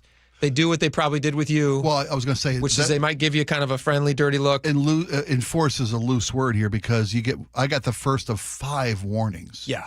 They're pretty relaxed. 5 warnings. Yeah. And these folks, I told you about my time. I got on the the train. And You'd forgotten your Orca card. I forgot my Orca card, and I just walked on because the train was coming. I was trying to get to work. And the fare ambassadors walked up and down the length of the car I was on, asking everyone for their Orca card. When I couldn't produce mine, they got my ID, wrote me a warning. What's interesting is you probably were one of the more compliant non-fare people that they would have on those trains. Because I wonder what would have happened if you would have just said, no, I'm not giving you any ID. I don't believe in it. I'm just not going to show you ID. Or I don't have ID. I can't imagine it would have gotten confrontational. I bet you they just would have walked along. Walked right along. I bet you that happens all the time. Yeah. And, the as we had a story about a month and a half ago, I want to say, about the warnings issued, the tickets written. Now that was for Metro. Oh, it was for Metro. Yeah, it was for Metro. But it was a similar story. Similar scenario. That leads me to a question here because I looked that up too. I was going to throw that number in there like an aha moment, but I'd forgotten that it was on buses. Yeah, but we're talking about users of public transportation who are asked to pay fare but don't. It's a fair comparison. So King County Metro has a similar problem that Sound Transit has, which is that people take them occasionally, but they don't pay for them in any kind of number that makes sense. And so King County Metro hires 30 fare ambassadors, fare enforcement officers, to start talking to people. Now, they don't look at them as enforcement officers. They look at them as community engagement specialists. Right. Hey, they're supposed to pay to get on this train. Yeah. They're trying to build habits. They're trying to build habits. Yeah. And what that resulted in was, I think there was out of the 30 fare people that they had on, who are just basically there for hugs, they had how many? 2,000. I think it was 2,400 tickets written. 2,400 warnings written, or citations issued, if I'm not mistaken, because the amount of money they collected in that was 3 dozen. I think the citations were 8. Oh, okay. And I think the actual enforcements were 0. Oh, yeah, because they collected no money. Mr. Joseph Mama. Again, well, people were given bogus names. Well, there was also just no follow through. If you got a have warning, ID, no addresses. I could be wrong about that. Maybe you're right. If it's 0 or if it's a couple dozen, it's nothing. It still doesn't pay for a third of the fare ambassadors. Doesn't pay for one of them. Which are a $3 million a year budgeted item. So that's a 6-figure job. There's 30 of them at $3 million a year. That's a 6-figure job for each one of those guys. Ask for worker cards? Yeah. And so here's my question. Does it take the 4 years of college I put in? Because I could have really been saving money. Well, here's the thing. Here's my question. And that's King County Metro, but same kind of deal on Sound Transit. You have these gates that are going to go in this pilot program. And they say pilot program because it's obviously going to be something that they're going to have to do financially. They're going to have to do this because they have no money. They're going to evaluate how this. So it's pilot until they get past that. I feel like that's kind of an easier way to get people on board. That's no pun intended. But an easier way to get people on board with the idea of putting gates in, which has traditionally been sold to the public by Sound Transit as, we don't put gates in because that's unfair to parts of our community that don't want to go through gates and can't afford it. So what I'm wondering is they're now going to put in gates, right? It sounds ridiculous, my new clean here, by the way. We're working on a theme here today. That's what they said in the past when everybody was asking. When they built the system, they said, hey, guys, we've noticed that you didn't put any now that barriers I can hear out of the entry. right side of my brain, it just sounds stupid. Well, I'm sorry. I love it. Yes, an earwax-free Spike. I like him. So here's my question. You have all these fare ambassadors who now will be second tier to gates. Do they still need to have jobs there if they're not producing any further ticketed riders? I think during the pilot portion. Keep them hired. Yeah, because once reasonable. Once you don't have pilots, you really don't need flight attendants. I'm just saying. Right? Yeah. Right? Yeah. When they've got gates up and people become accustomed to and expect to pay a fare and it becomes compliant. Yes. You don't need guys walking up and down checking. You don't. Yeah. Why would you need them? Go. So that would be my question. But in the release, they said no staffing reductions are proposed as part of the pilot. Now, during the pilot. Now, maybe they're going with what you're going with, which is that, all right, during this rollout phase. Yeah, you try it, you trial and error, you find what works, what doesn't work, you correct as you go along, course correct. And till eventually you get to a point where you know what gates work, where, what you can expect people to comply and don't comply, and how you stop people who are ne'er-do-wells who are never going to pay. Like in New York, they put up a whole bunch of things. People used to jump the turnstiles in New York all the time. And now they have literally, you go through cattle gates now to get through these things. They put in systems where people can't jump. If you want to ride. Jumping, there's no jumping over it because you go through a thing now. Exactly. If you want to ride, you're going to pay. Isn't it funny how much common sense that sounds like? It really does. And the fact that they did not build this system with that in place, they wanted it to be like they literally use words like kinder and gentler in all of their press releases. Like, we're going to have a kinder and gentler fare enforcement approach. I would say that's also very indicative to the region we live in, because bunch of snowflakes. Well, a bunch of folks who are welcome and open, and we never really had to keep an eye on our neighbors. We never had to lock our doors. I mean. I'm very pie in the sky, but I'd say Seattle falls, the Northwest falls into that category much, much more than the tried and true communities of, say, New York, Chicago, Boston, where people are kind of rough and We're tumble, very not- competitive. We're not known for our kindness, though. Seattle, like the Seattle Well, Freeze, that's different, but we are very welcoming. I mean, no, we're not. The Seattle Freeze is with regard to new arrivals. When it comes to us locals, like welcoming them into our friend groups and communities. Yeah, that's where the we Seattle know. Freeze is, because we're Yeah. tired of people coming here and jacking up the rates of everything. You know, buying the Uber properties, building $1 million fun condos, Car condos. Yeah, you're right. Which I like. No born and bred resident of Ballard is going to buy into one of those things. Tell you what, if I had the money, I'd buy one right now. Sure. I think that's a good investment. It's a good idea. You guys should go back and listen to our last segment of last hour. They have $1 million car condos coming to the Seattle waterfront. It's a fun idea. The millionaire motor and boat. What's it called again? It's a great story.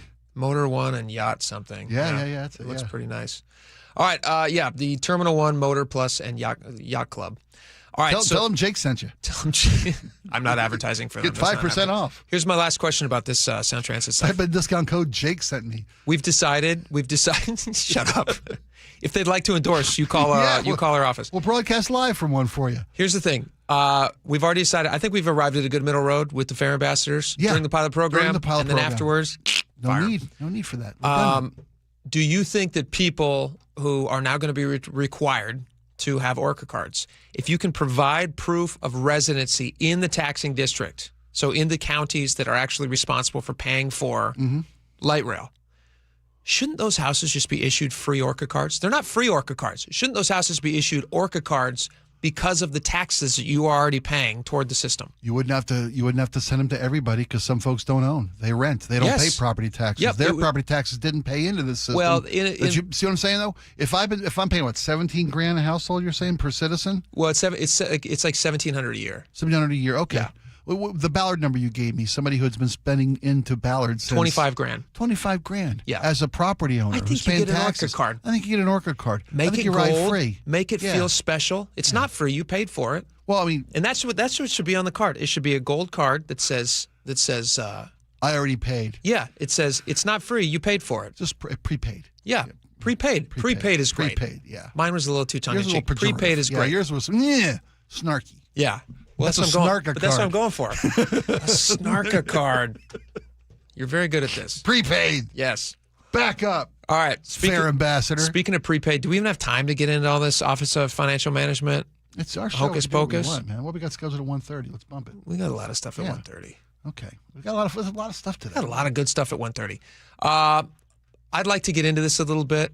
This Office of Financial Management stuff. They basically put out this thing. This ain't gonna take long, by the way. Okay. To tell people. Let me read a little bit about this, and then you can give me your take on it. As we enter the 27-29, this is a letter from Katie Chapman C., who's the director of the OFM. Office of Financial Management to all agency directors. Yes. As we enter 27-29 biennial budget cycle, I will start by thanking each of you for your partnership in working through what will likely be the most challenging budget any of us has yet faced in these roles. That's pretty ominous. On behalf of myself and the team here at the Office of Financial Management, we see and appreciate the complexity you're navigating. You're leading through blah, blah, blah, blah, blah, just like kissing butt.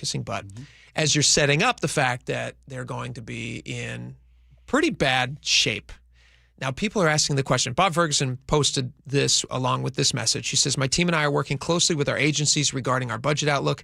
This letter from the OFM director lays out the challenge well. There's a lot of information still to come before I propose my budget in December, including 2 caseload revenue forecasts.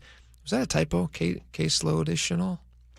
Anyway, revenue forecast. That information will give us a better sense of the scale of the challenge.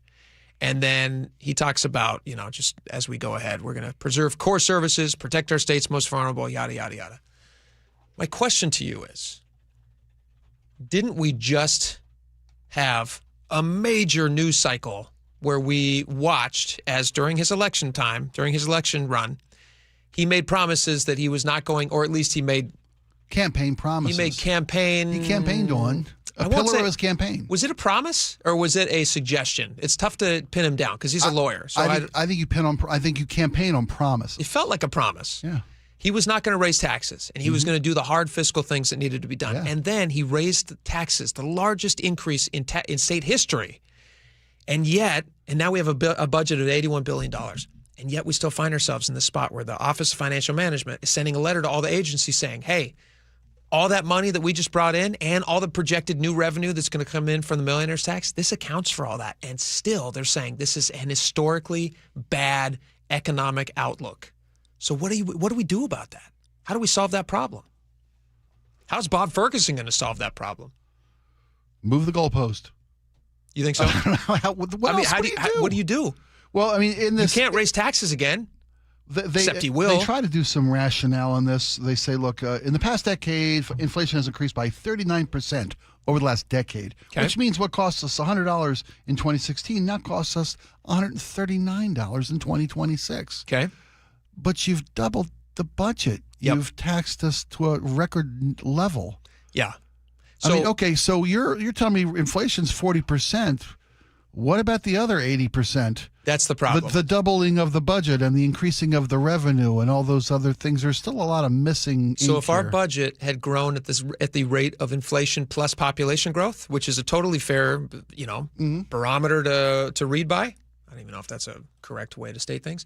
That's a totally fair metric. If you did inflation plus population growth, our budget would be $30 billion less than it is now. We're $30 billion above their inflation and population their growth. Rationale for this situation. So how can we be at $81 billion when we should be just a little over 50 if they were running things as they should be running? So it's not a revenue issue.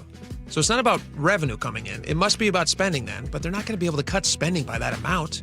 They're going to have to raise more taxes. It doesn't seem like there's any other option.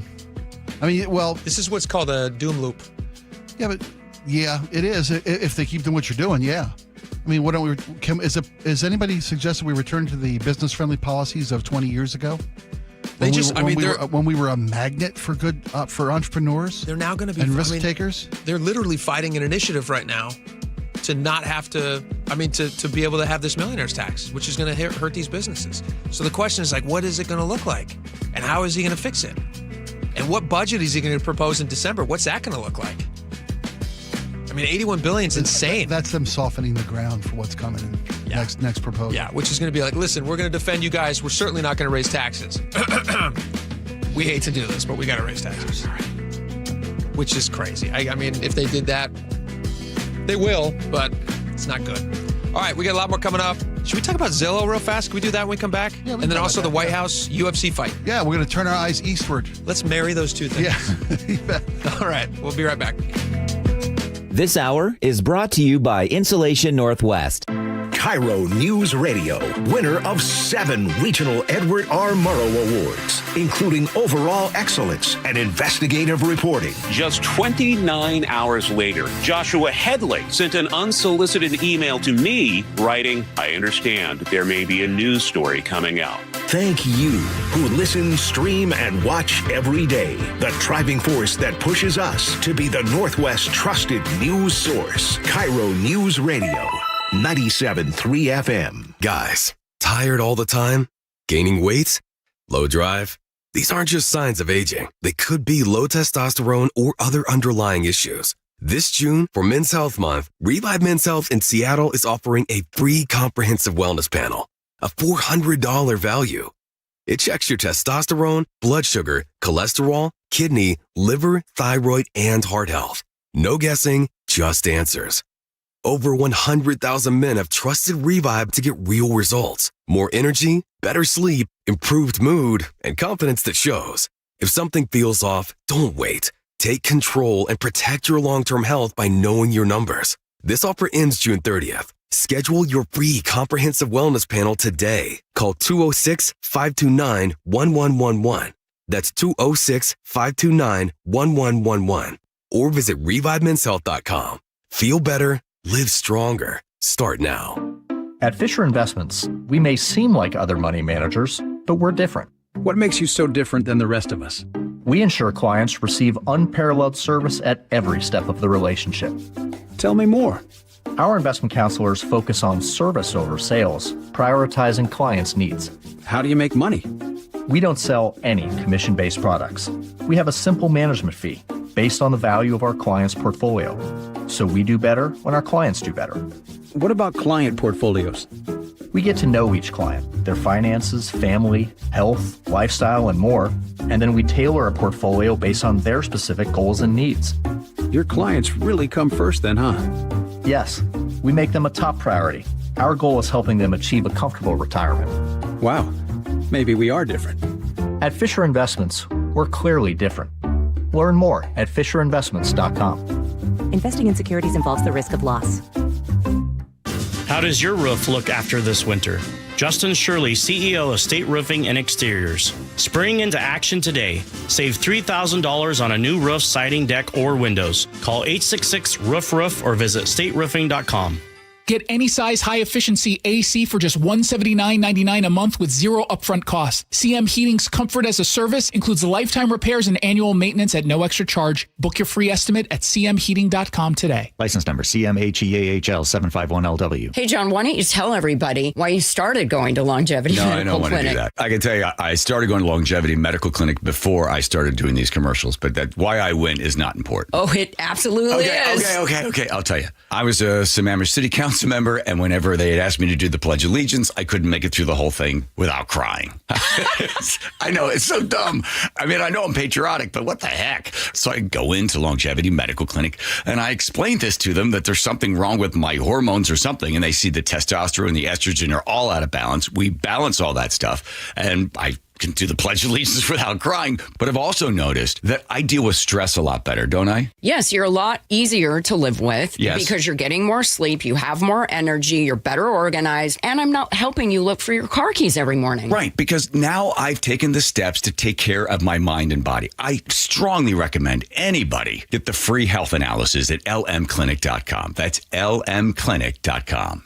Golden Crest Metals helps investors understand how physical gold and silver can be held inside qualified retirement accounts without pressure or confusion. Our team brings decades of experience in precious metals and retirement planning with a focus on clear education, straightforward pricing, and a process designed to put clients first. Why do investors choose Golden Crest Metals? Experience, transparency, and a client-first approach. Tune into The Gold Show with Kenny Michaels every Saturday at 1 p.m. Eric Johnson here. I spent the past 30 years working to help make our community better informed, better protected when it comes to consumer issues, and better equipped to take on whatever life throws at us.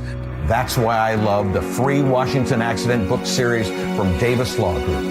These books keep us better informed about the law, better able to protect ourselves on and off the road, and better off when all is said and done after an accident. Chris Davis didn't have to write these books. He did it because he saw a need.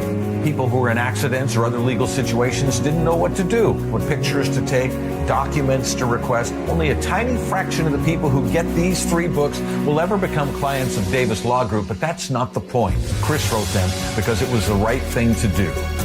The free Washington Accident book series is a must-have for drivers who want to be prepared for whatever the road might throw at them. Get yours at WashingtonAccidentBooks.com. G. Scott here. Safeway wants you to know SunBucks gives qualifying families $120 per child for summer groceries. Some families are signed up automatically. Others need to apply. Find out if you should apply at freesummermeals.org. KIRO News Radio 97.3 FM Northwest News. Now, the latest from KIRO News Radio and mynorthwest.com. Good afternoon. I'm Aaron Granillo. A worker strike could come any day at the Embassy Suites near Seattle's Pioneer Square after 94% of union members voted to authorize a walkout. Hayden Everly is a front desk agent at the hotel, located steps away from where World Cup matches will be played next week at Lumen Field. This is exactly the time when we would be going on a strike. It's the busiest time of the year, one of the most important events really in the city's history. Workers' demands include better pay, year-round health care, and pre-pandemic staffing levels. A Hilton spokesperson says the company remains committed to negotiating in good faith, adding contingency plans are in place should a strike occur. A Kittitas County deputy arrested after getting into an argument with customers and staff at the historic Brick Saloon in Roslyn on Sunday morning. What started as a verbal dispute escalated into criminal conduct, according to the sheriff's office. The deputy, who left the bar before police were called, voluntarily turned himself in to the Washington State Patrol, which is handling the investigation. He was booked into jail on felony charges involving a firearm, but no shots were fired and no one was hurt. The deputy was placed on administrative leave pending criminal and internal investigations. Frank Lindsay, KIRO News Radio. Out of the closing bell reports and a new milestone for Boeing. July 6th is the start date for 737 MAX production on a new Everett line. Boeing is currently at 47 jets monthly, aiming for 52 next year and eventually 63. CEO Kelly Ortberg tells CNBC when Everett comes online, it'll help them get to 52. We are ready. We went through a pretty exhaustive effort to get ready and test the system. We're just now moving from 42 to 47 here in Renton. FAA still caps output after 2024's door plug blowouts. Costco is asking a judge to dismiss a legal claim targeting the company's $5 rotisserie chicken. A proposed class action lawsuit claims the product contains additives despite being advertised as free of preservatives. Seattle Times reports Costco argues those ingredients are part of the seasoning, not classified as preservatives by the Food and Drug Administration. On Wall Street today, mixed results. The Dow lost 80 points. NASDAQ up to 20. S&P 500 gained 22 points. And now to the real-time traffic desk. Here's Lori. Traffic is brought to you by Bucky's Complete Auto Care. Southbound I-5 near the T-Dome. The eastbound 26th Street ramp is closed, and northbound 7 to eastbound 26 also closed. Seattle to Everett right now, a 25-minute drive. Federal Way to Seattle, just 24 minutes. And Linwood to Seattle, we're seeing a 3-minute delay, an 18-minute drive. For 50 years, Bucky's Complete Auto Repair has earned local trust with honest pricing and guaranteed repairs. That's why they're Carfax preferred. No gimmicks, just great service. Bucky's.com. I'm Lori, KIRO Real-Time Traffic.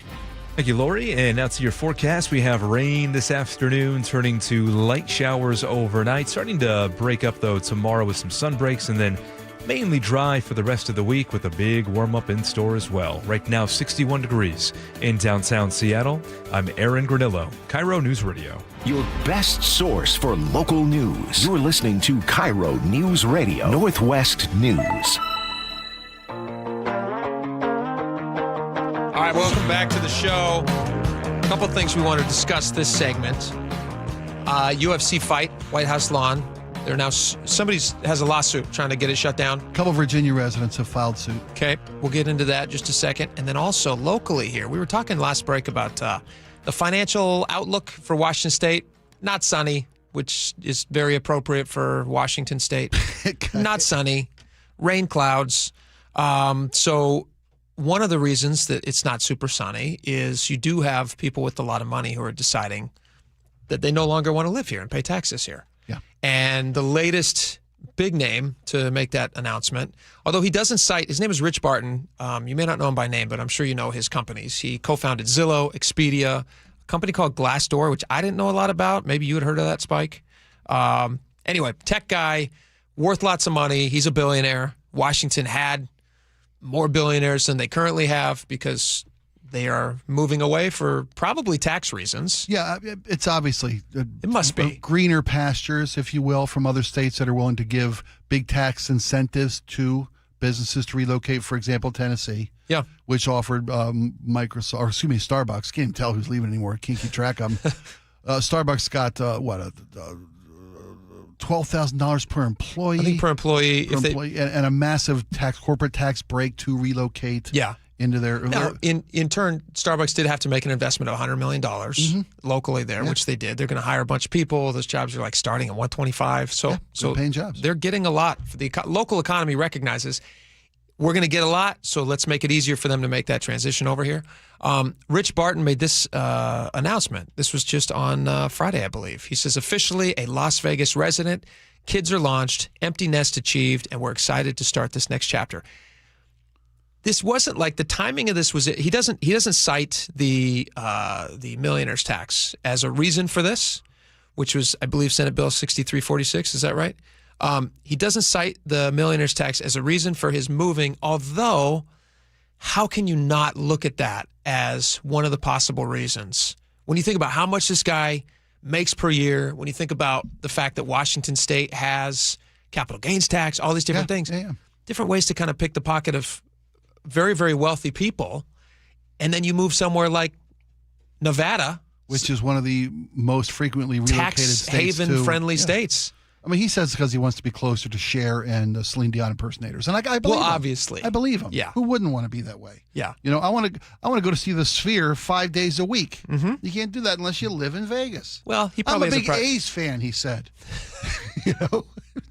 He just loves the Raiders. Just loves. It's our season, baby. He's excited. He's like, I'm going to be a Mendoza guy from day one. Day one, right? I'm going to watch the Raiders. I said at the NFL draft, whoever gets him, that's where I'm taking this company. That's where I'm going. Yeah. So he went to Vegas, and which is, again, very tax-friendly. It's much more tax-friendly than Washington State. And, you know, Washington has to eat the cost of that he was bringing in tax-wise.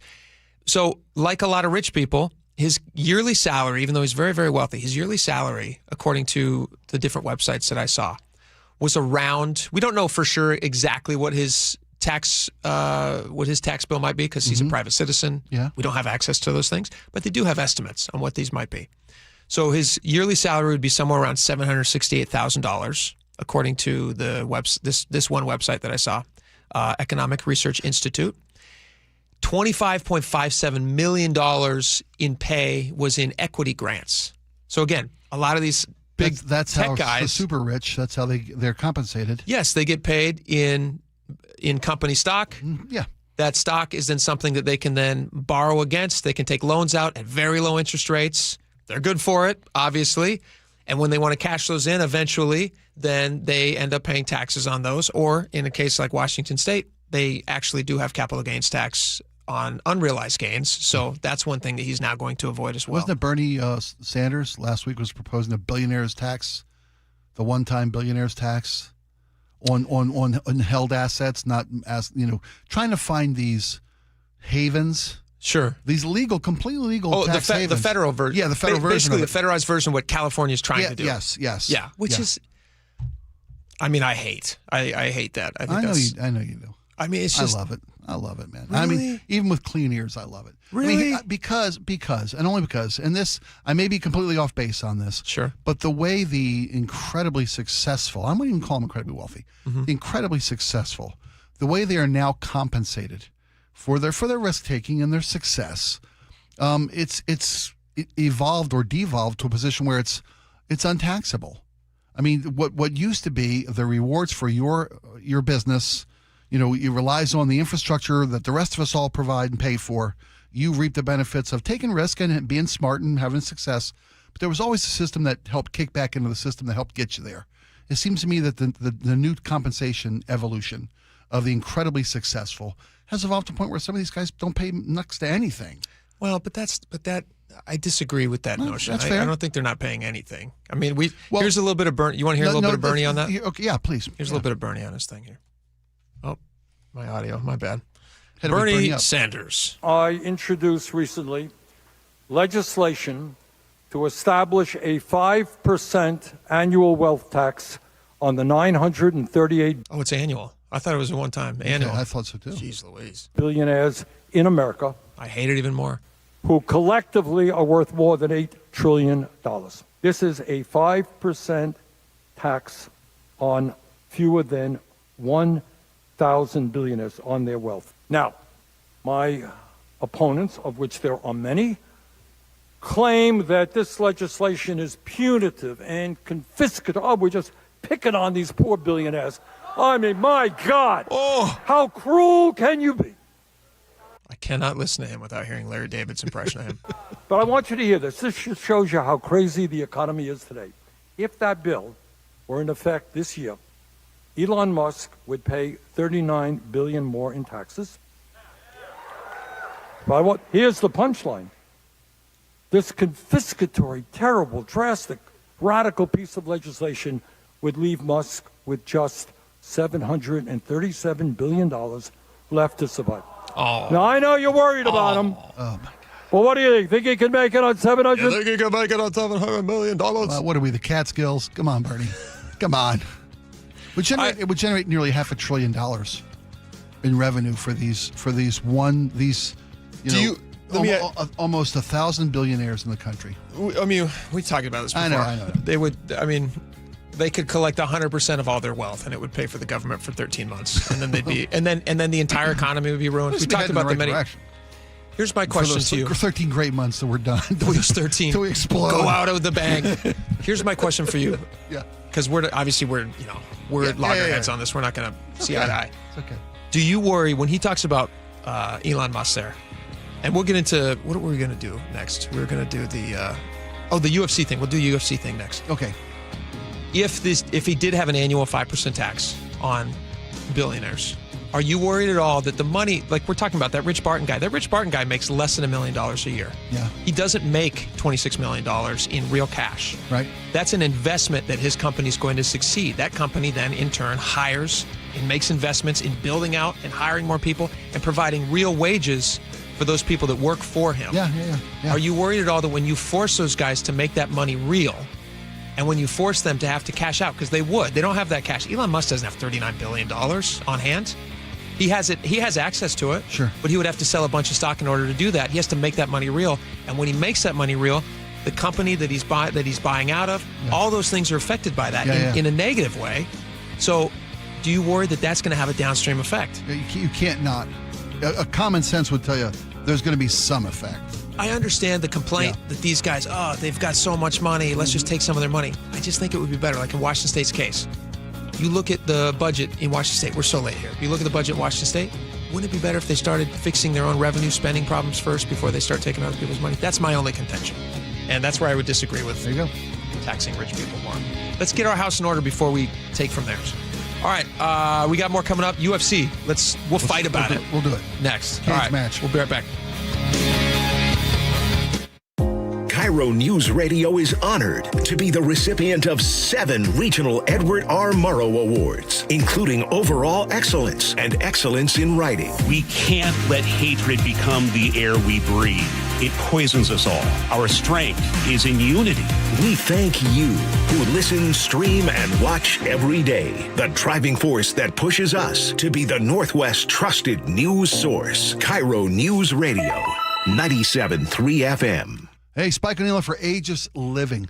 Recently I told you that my aunt has had surgery, and she was home the next day, but we weren't sure if we had the capacity, the know-how to take care of my aunt. So I called my friends at Aegis Living and asked about respite care, which is a short-term stay at Aegis. Could be 2 weeks, could be 2 days. I knew that my aunt was getting the kind of attention she needed 24/7. She got to experience the amenities of an Aegis Living facility, and it gave our family the peace of mind to know that she was in good hands. We did the right thing. Go to aegisliving.com/spike. Take a look today. See if it's the right solution for your family situation. It's aegisliving.com/spike. Holy smokes! The On Cruise Adventures Rick Riz Show. What happened at the ballpark yesterday? Sparky's sitting on my scorebook here, my cat is. Friday mornings at 8:15 on Seattle's Morning News. If you're hurt in a car accident, call Harold Car Law Offices right away. They'll save you time and get you more money from insurance while you're able to focus on recovering. Visit carlaw.com. 2 R's in car. Car accident? Call CAR. I was walking my dog. I fell and ended up with 3 tears in my meniscus. I was sent to a surgeon and they said the only way to get this fixed is to have surgery. That just wasn't an option. I didn't want to jump into surgery without trying anything else. I'm Dr. Mark Shelley, a chiropractic neurologist at Sound Pain Solutions. We offer Jamie an alternative to the downtime and potential risks associated with invasive knee surgery. At Sound Pain Solutions, we help patients like Jamie avoid the side effects of painkillers, cortisone injections, and pain following surgery. Our comprehensive approach includes treatments like pressure wave, PRP, and advanced laser. These treatments reduce pain and restore mobility naturally. Now Jamie is able to do everything she enjoys without pain. I'm grateful for being able to wake up every day and not be in pain. To be able to go about my day has been amazing. Schedule a free consultation to learn if you qualify for our non-surgical and drug-free joint treatments at soundpainsolutions.com. Your medication for enlarged prostate is working. That's what you tell yourself. You're up 3 times a night instead of 5. The urgency is manageable. The stream's not great, but it's fine. That's the problem. Fine. Enlarged prostate, or BPH, doesn't pause because the medication takes the edge off. The prostate keeps growing. The bladder keeps working harder. And over time, those changes can be harder to reverse. But surgery? Not for you, right? Aquablation is not the surgery you're picturing. It's the only ultrasound-guided, robotic-assisted therapy for enlarged prostate. Don't wait until things become unbearable. Find an Aquablation urologist near you. Call Aquablation Seattle at 206-666-2466. 206-666-2466. That's 206-666-2466. All surgical treatments carry risks and results may vary. Side effects may include urinary symptoms, mild pain, ejaculatory dysfunction, or infection. In rare cases, complications to the urethra and rectum may occur. Aquablation therapy may not be right for everyone. Talk to your urologist to learn more. Visit aquablationseattle.com. Healthcare costs are rising, and a major driver is hospital prices. They've increased more than 250% over the past 25 years. Families and local businesses are feeling it. At Primera Blue Cross, we're working to change that by negotiating with hospitals to secure fair, responsible prices so you can get the care you need at a cost you can afford. That's coverage that counts. Learn more at coveragethatcounts.primera.com. For the ones who get it done, Grainger offers the professional-grade products you need, delivered when and where you need them. Call, click Grainger.com, or just stop by. Ready to get rid of that old car? Donate it today at carsforkids.org. Your car can be picked up as soon as tomorrow. Call 1-877-CARS4KIDS to donate your car today. That's cars with a K. Summertime means sunshine, baseball games, beach trips, hiking, and more. So don't let your bank stop you from having fun. Free checking at WaFd Bank is the way to go. There are no minimum balances or monthly maintenance fees to worry about. Plus, you'll get spending tools and the latest technology to help you stay on budget. Not only is WaFd Bank rated a best bank, we have more than 200 branches to serve you across 9 western states, so you have access wherever you are. Visit wafdbank.com to open your account. Additional fees may apply. Member FDIC. All right, welcome back to the show. Spike, you big UFC fan? Not really. Never had been. I was never even a boxing fan, so taking it to the next level. Yeah, where UFC, anything goes. MMA, cage match. Brazilian when you got to jiu-jitsu. lock somebody in, I don't know, man. But hey, it's for a lot of people. Did you watch, were you a big, it used to be called WWF, but then they got, were they sued by the World Wildlife Fund and they had to change their name? The WWE Entertainment. And now it's World Wrestling Entertainment. Yeah. They lost to the Pandas in a cage match, ironically enough. Which is funny because they're a very lackadaisical animal. Yeah, you wouldn't think. They just They'd have that aggressive. Chew on bamboo all day. Yeah, and then next thing you know, they get you in a sleeper hold. They wait you out. That's the thing. I loved WWF when I was a kid. Okay. I also like wrestling. No, that's a joke. I just love the World Wildlife Fund. When I was a kid, Hulk Hogan, I mean, was it the Gravedigger? Or that am I thinking of that's a Gravedigger was a Gravedigger's a monster truck. Yeah, they're kind of the same thing. The Undertaker. The Undertaker. Yeah, come on. Yeah. Dude, I'm from the Iron Macho Sheik. Man Randy Savage. I'm from the old days of Andre the Giant was actually in the ring, not just in Princess Bride. Oh. The Iron Sheik. I remember the Iron Sheik. Yeah, you bet, man. Rowdy Roddy Piper. So that's Mr. Mean Gene. Yeah, you bet. Did they ever have a World Wrestling match on the White House lawn? I don't. No. Did they never? This is new territory. This is a new thing. This is new territory. Okay, so the UFC, Dana White owns the UFC. Trump is also an investor in UFC, which is what people are upset by. That's the rub here. Yeah. And they're saying, basically, explain the lawsuit to me. They're not happy that it's on the White House property because it's a private event. So basically, the fact that there is a paid professional event, money-generating professional event taking place on the White House lawn. And they're offering some tickets for like $1 million. They are, and people can't. The UFC fight is being billed as a celebration of America's 250th birthday. That's the rationale behind having this on the White House lawn. First of all, I came into this thinking this is tacky. This is beneath us as Americans. Then I had a bit of I got my ears cleaned, and I figured out that this appeals to a wide swath of Americans. Okay, so just because it ain't my. That's true. UFC fighting is a big. Yeah, it is a big deal. Just because it's not my mug of beer doesn't mean a lot of Americans don't love this stuff. Yeah. The problem is that this is a for-profit sporting event on a federal property, a government property, and people can't watch this unless they're part of a pay-per-view Paramount Plus subscription service. Another donator to President Trump's campaigns, and another company that President Trump has some stock in. So the president is promoting these events on White House lawn under the guise of America's 250th, where he stands to generate a profit from. Let me ask you this question. That's why it's two people from the state of Virginia have brought suit against the White House for holding this event on the White House property. Yeah, the lawsuit says the president is giving Dana White, and his company what none have enjoyed before, unfettered access to the White House and Lincoln Memorial to stage a private, for-profit sports event with all the promotional and branding opportunities that accompany such access. And obviously they see a conflict of interest in the fact that... I mean, there'd be advertisements everywhere, banners hanging on the Lincoln Memorial. Yeah. I think Lincoln's holding like a Wendy's sandwich. He's got a big elbow up. Right. The people's elbow. He's got they superimposed somebody's head under Lincoln's elbow on the monument. Perfect. There's a weigh-in at the Lincoln Memorial prior to the event. So all these federal monuments are being used as backdrops for a money-making event. That's the visuals that's the I really like about it. I agree with you that I don't like the fact that you have to have some access through Paramount. Yeah, it's not free TV.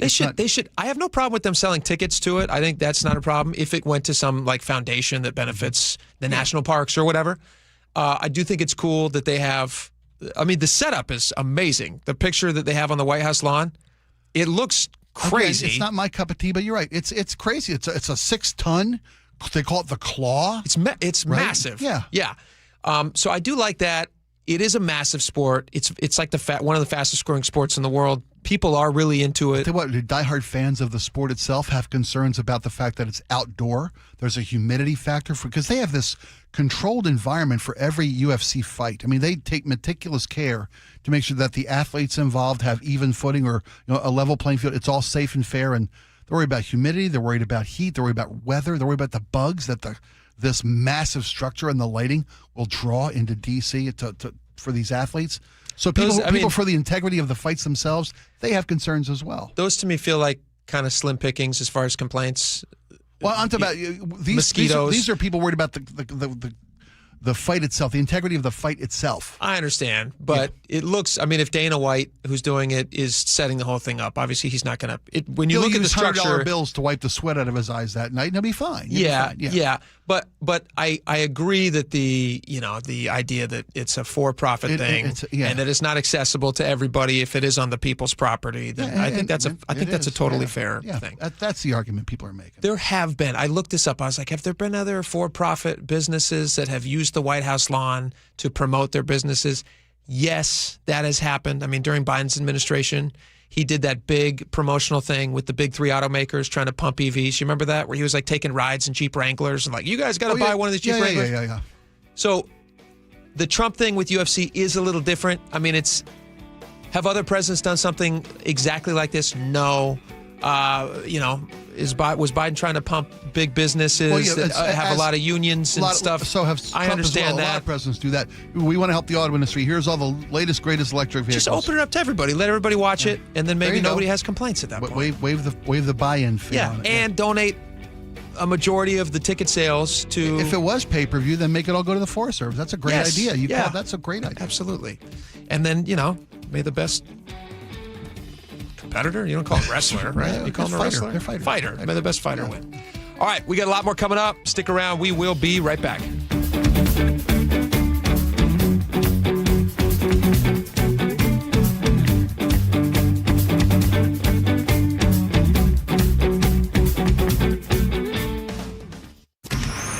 Choke Points with Chris Sullivan. With Choke Points, we try to answer listeners' questions. It can be as simple as a neighborhood stop sign, or it can be as big as the budget for transportation. I don't care. I'll find the answer for you. It's really easy to get a hold of me at mynorthwest.com. We have a direct link there that gets right to me. You can also do it in the app. You can hit me up on the text line. Choke Points, presented by Carter Subaru. Tuesdays and Thursdays on KIRO Newsradio 97.3 FM.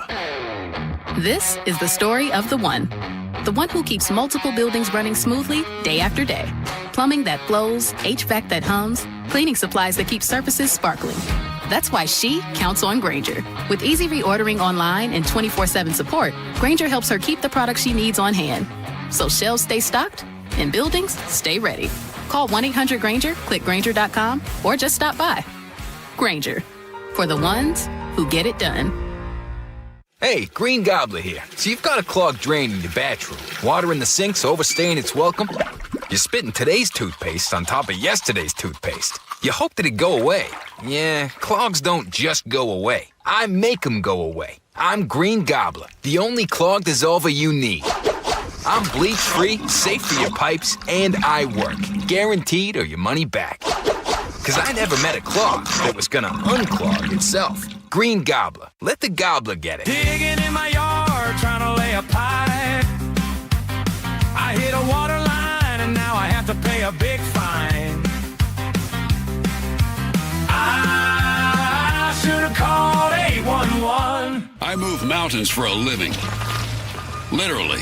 That means I don't carry hand lotion, and when it comes to serious heartburn, I don't mess around with anything but Rolaids Max Strength. Its dual-active formula has 1,500 milligrams of calcium carbonate and magnesium hydroxide that relieves heartburn fast. And the best part? The roll fits right here in my pocket, so I can get back to moving mountains. Rolaids spells powerful relief. 1,500 milligrams is our highest amount of antacid per tablet. Read each label. Use as directed. Keep out of reach of children.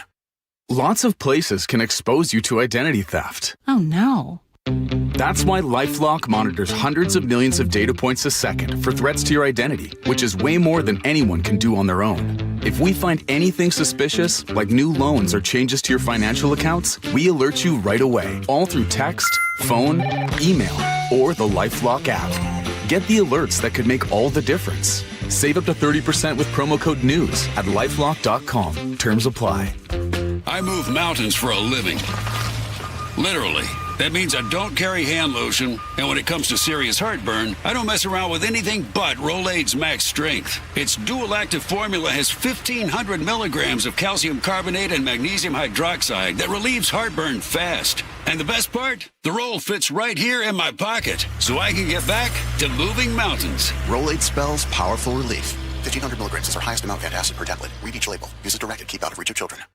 Lots of places can expose you to identity theft. Oh, no. That's why LifeLock monitors hundreds of millions of data points a second for threats to your identity, which is way more than anyone can do on their own. If we find anything suspicious, like new loans or changes to your financial accounts, we alert you right away, all through text, phone, email, or the LifeLock app. Get the alerts that could make all the difference. Save up to 30% with promo code NEWS at lifelock.com. Terms apply.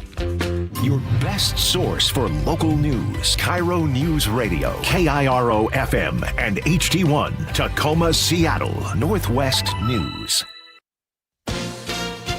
ABC News, I'm Chuck Sievertson. Security beefed up by local and federal law enforcers for tonight's third game of the NBA Final in New York because President Trump plans to attend. New York City Police Commissioner Jessica Tisch. For Game 4, we do expect watch parties outside of Madison Square Garden to resume.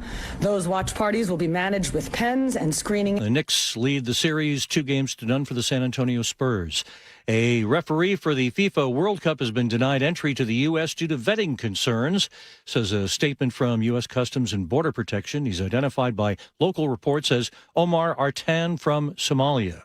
A federal judge today struck down a $100,000 fee the Trump administration imposed on new H-1B visas for skilled foreign workers. The judge says Congress would need to approve. An 18-year-old has been taken into custody for questioning, police say, in the mass shooting over the weekend in Toledo, Ohio. This is ABC News. Maine voters cast ballots tomorrow in perhaps the most watched primary election in the country. Democratic candidate Graham Plattner is expected to win the nomination and take on Republican Senator Susan Collins.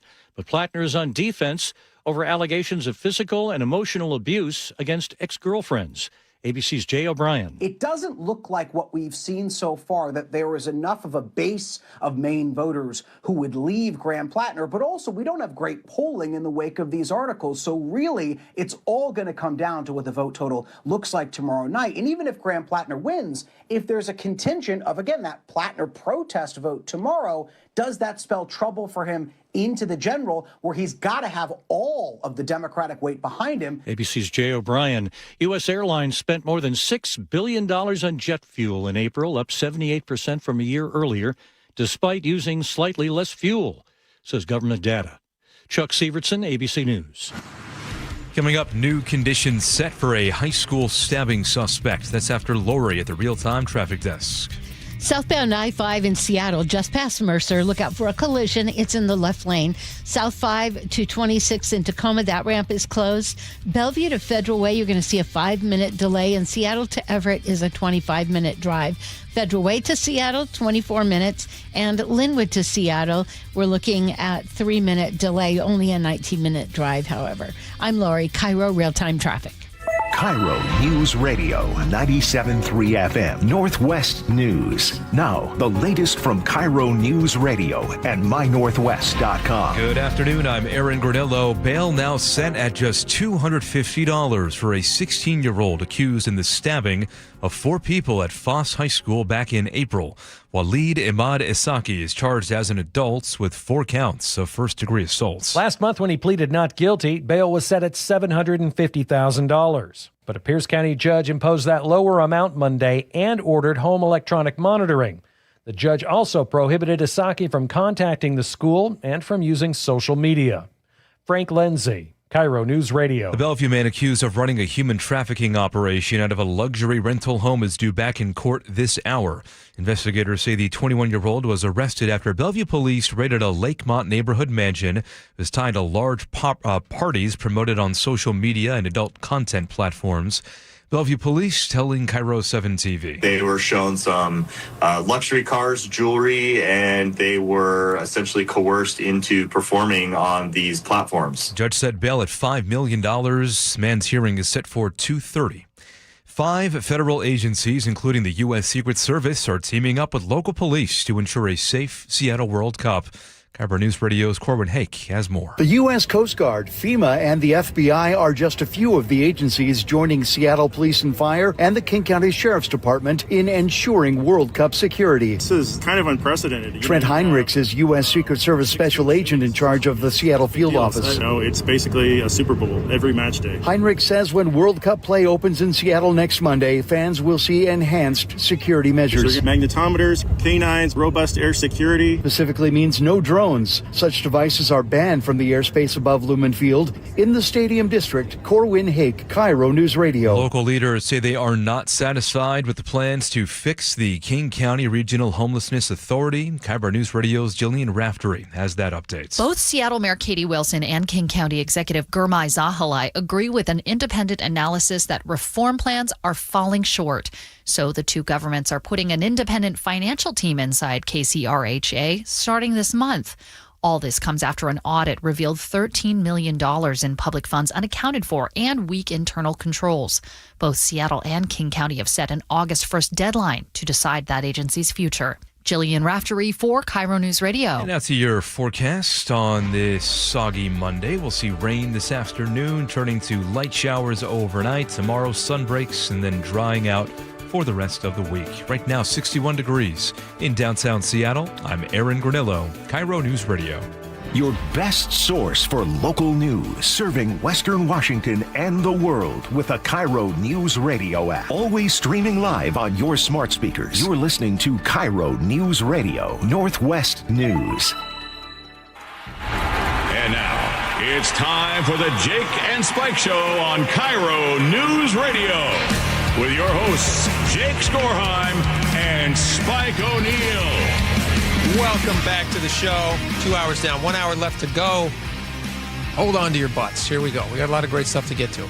I just saw this clip, Spike. I had not played this for you. I wasn't trying to hide it from you before we got on the air. So don't think of this as a me trying to throw a fastball at you or a changeup or a slider. You're not sandbagging me. I'm not sandbagging you. Fair enough. I'm interested in your take on this. Okay. I just saw this. This was, I believe this was over the weekend. This was Katie Wilson, Mayor Katie Wilson in Seattle, at the opening of the Interbay Tiny House Village, 75 units. Did you see this? No, but I was this Saturday night while they were having a peace march up in North Seattle? Well, it's definitely not nighttime. It's bright and sunny. Okay. So, yeah, maybe it was a scheduling conflict. She definitely could have. Couldn't be up in North Seattle. Yeah, she definitely could have gotten to the. She was there at the ribbon cutting for the tiny village, huh? So I'm going to read you some of the numbers, how much they spent on this, but I'm going to first play you a clip. KIRO TV was there, and they asked Katie Wilson some questions about who's going to be at these little tiny shelter units, and you decide whether or not you think this is a good use of public dollars and whether you think it's going to be successful. Great. So let me play you this clip. This is Katie Wilson talking to KIRO TV. Here we go. There are thousands of people sleeping unsheltered on our streets. Yes, we are failing.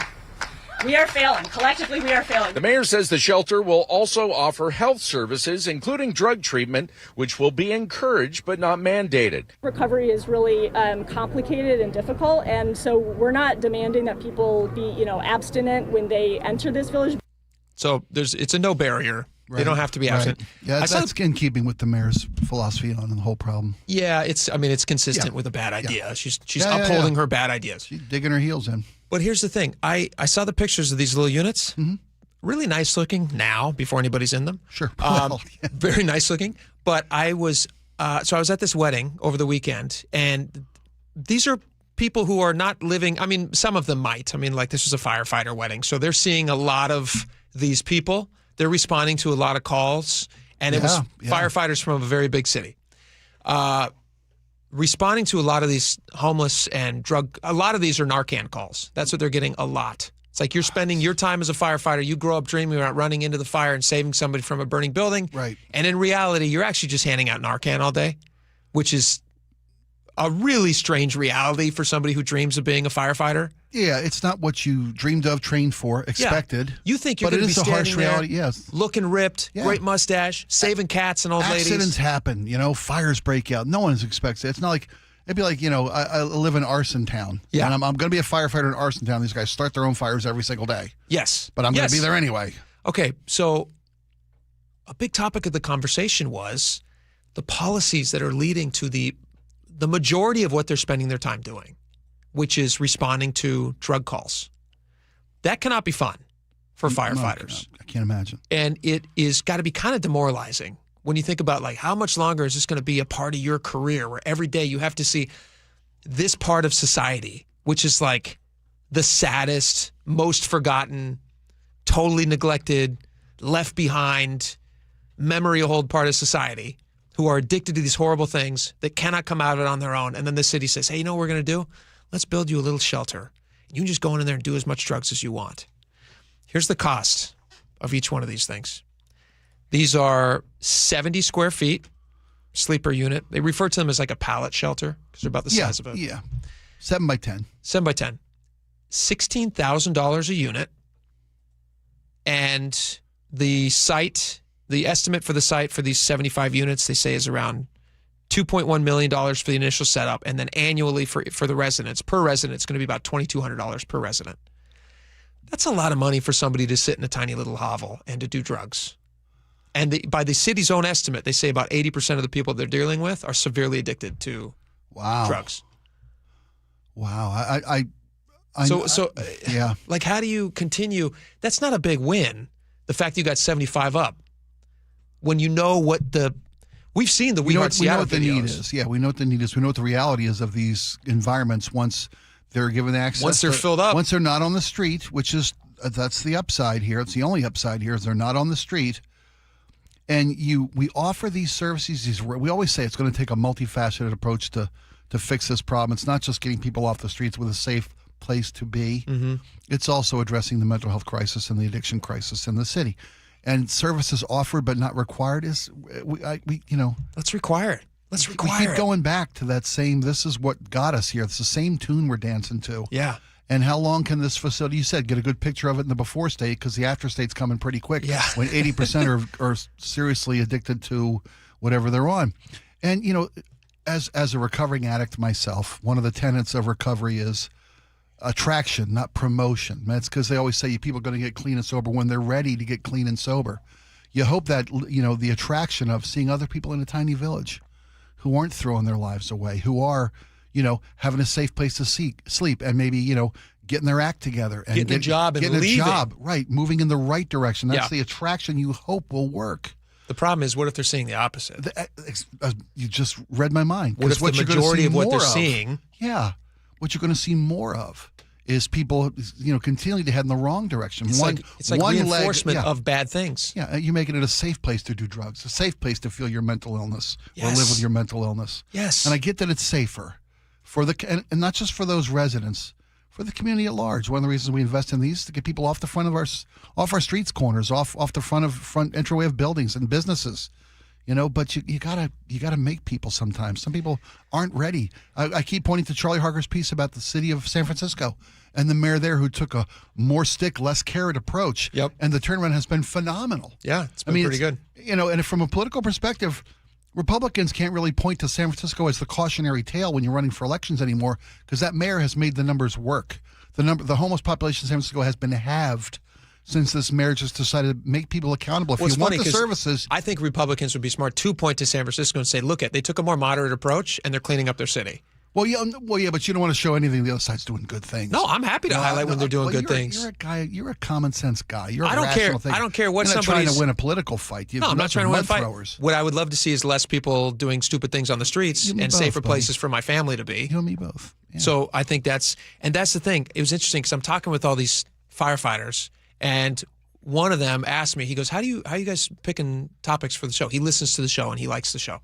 He goes, how are you guys picking topics for the show? And I was like, here's the honest opinion. Here's the honest answer.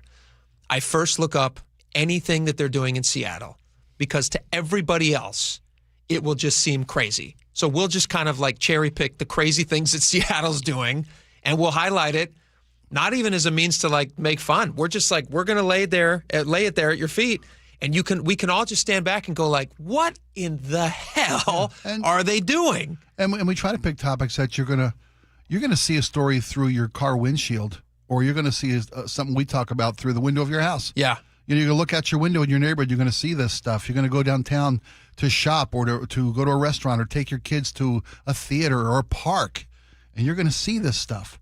So we want you to know what the backstory is and what the city's trying to do about it, because we deserve better. Here's a question for you. If I gave you $16,000, could you build something nicer than a 70 square foot, like very, very empty blank sleeper? 16 grand. Yeah, I thought about that number but that's electrified, that's insulated. It's not like a tool shed. No, I understand. But especially when you're building them in bulk. You're building 75 of them. You're probably building 500 of them. We already have 70 square feet. Yeah, I'm familiar with the tiny village concept. I think it's a great idea if it's managed correctly. The city could partner with. No trailer company is going to want to be associated with these drug dens. Mm-hmm. But the city could partner with any local trailer supply place who sell, go to Camping World, go to any of these places that have lots full of trailers. And you could find, and they're bigger than 70 square feet, and they're electrified, and they got bathrooms, and they got all this stuff, and they're easily movable, so you can get them on out of there as soon as you want. And you'd spend less than 16 grand per. You can get the little tiny ones, like you can get the little super lights. They're called pods or something. I know the ilk of those kind of little trailers. Except that, to your earlier point, get a before picture. Yeah, yes. These things got to be disposable essentially. Just because of what you're allowing inside. Welcome to a future teardown facility. Yeah, that's exactly. Something that can be power washed is basically, I think, what they need to build. Until we change, what we expect of people to rise up and move past this horrific point in their life. Yeah. If that's indeed what we want for them. If the problem is just to keep them off the streets, your point of building a camp in Eastern Washington. Yeah. Send them over there. Do whatever you want to do. I'm sure the dealers can find you on the third day of the month when the checks come out just as easy. Well, they're resourceful. And that suggestion for anybody who doesn't know, I'm making the suggestion that they take the billions of dollars that they're currently spending on fighting homelessness, which is just getting worse, and instead invest it in like a state-of-the-art, great facility out on the east side of the state where you got land aplenty and vistas. When people see off in the distance, tell you what, life looks a little bit better. Camp Sunrise. Yes. The first day of the rest of your life. Every day. Yeah, you wake up every day, beautiful skies. Job training, all the different stuff. Health triage, mental health triage. Treat it like an Eagle Scout camp. Exactly. Yeah, teach them about love of country and your fellow man. Don't let them do drugs, but you can pick up a skill set. You want to talk about leading by attraction, not promotion. Yeah. And do a campfire at night, but you're not like burning meth. Instead, it's s'mores. From meth to s'mores. That would be my slogan. That's great. And you know what? Great. You're telling like camp stories. I bet you got campfire stories around there. It'd be crazy. Hey, I've sat in quite a few of those meetings over the years. The stories and the cautionary tales from your fellow campers. Oh, it's what keeps dark. you coming back. That's the cautionary tale. But it's encouragement. It because is. Why does AA work? because it encouraged, one, you have to acknowledge that there's a higher power than yourself. It's called surrender yourself. You gotta, higher power than yourself. It's called surrender yourself. You gotta surrender yourself, and you're being encouraged by other people who are also heading down that same road, the one that you're just talking about. The reinforcement from other people who are actually changing their lives.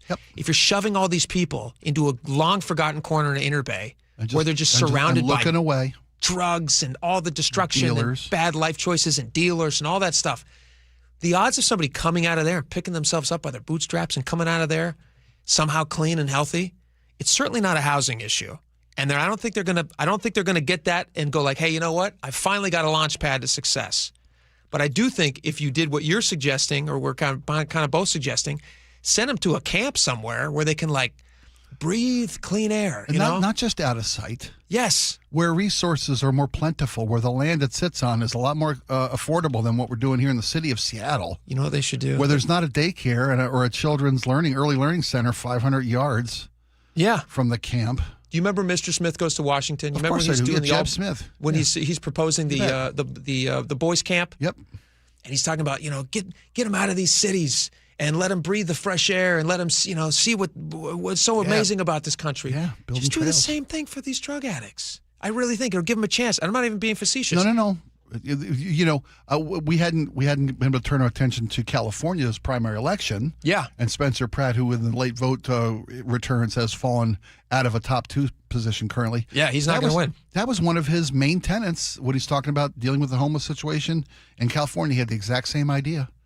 Build camps outside of these major cities. Sure. And give these folks the tools to be better citizens and have better lives. You're not even being cruel. You're being kind, because you're not going to send them to jail. You're going to say, hey, we're going to send you to a beautiful camp.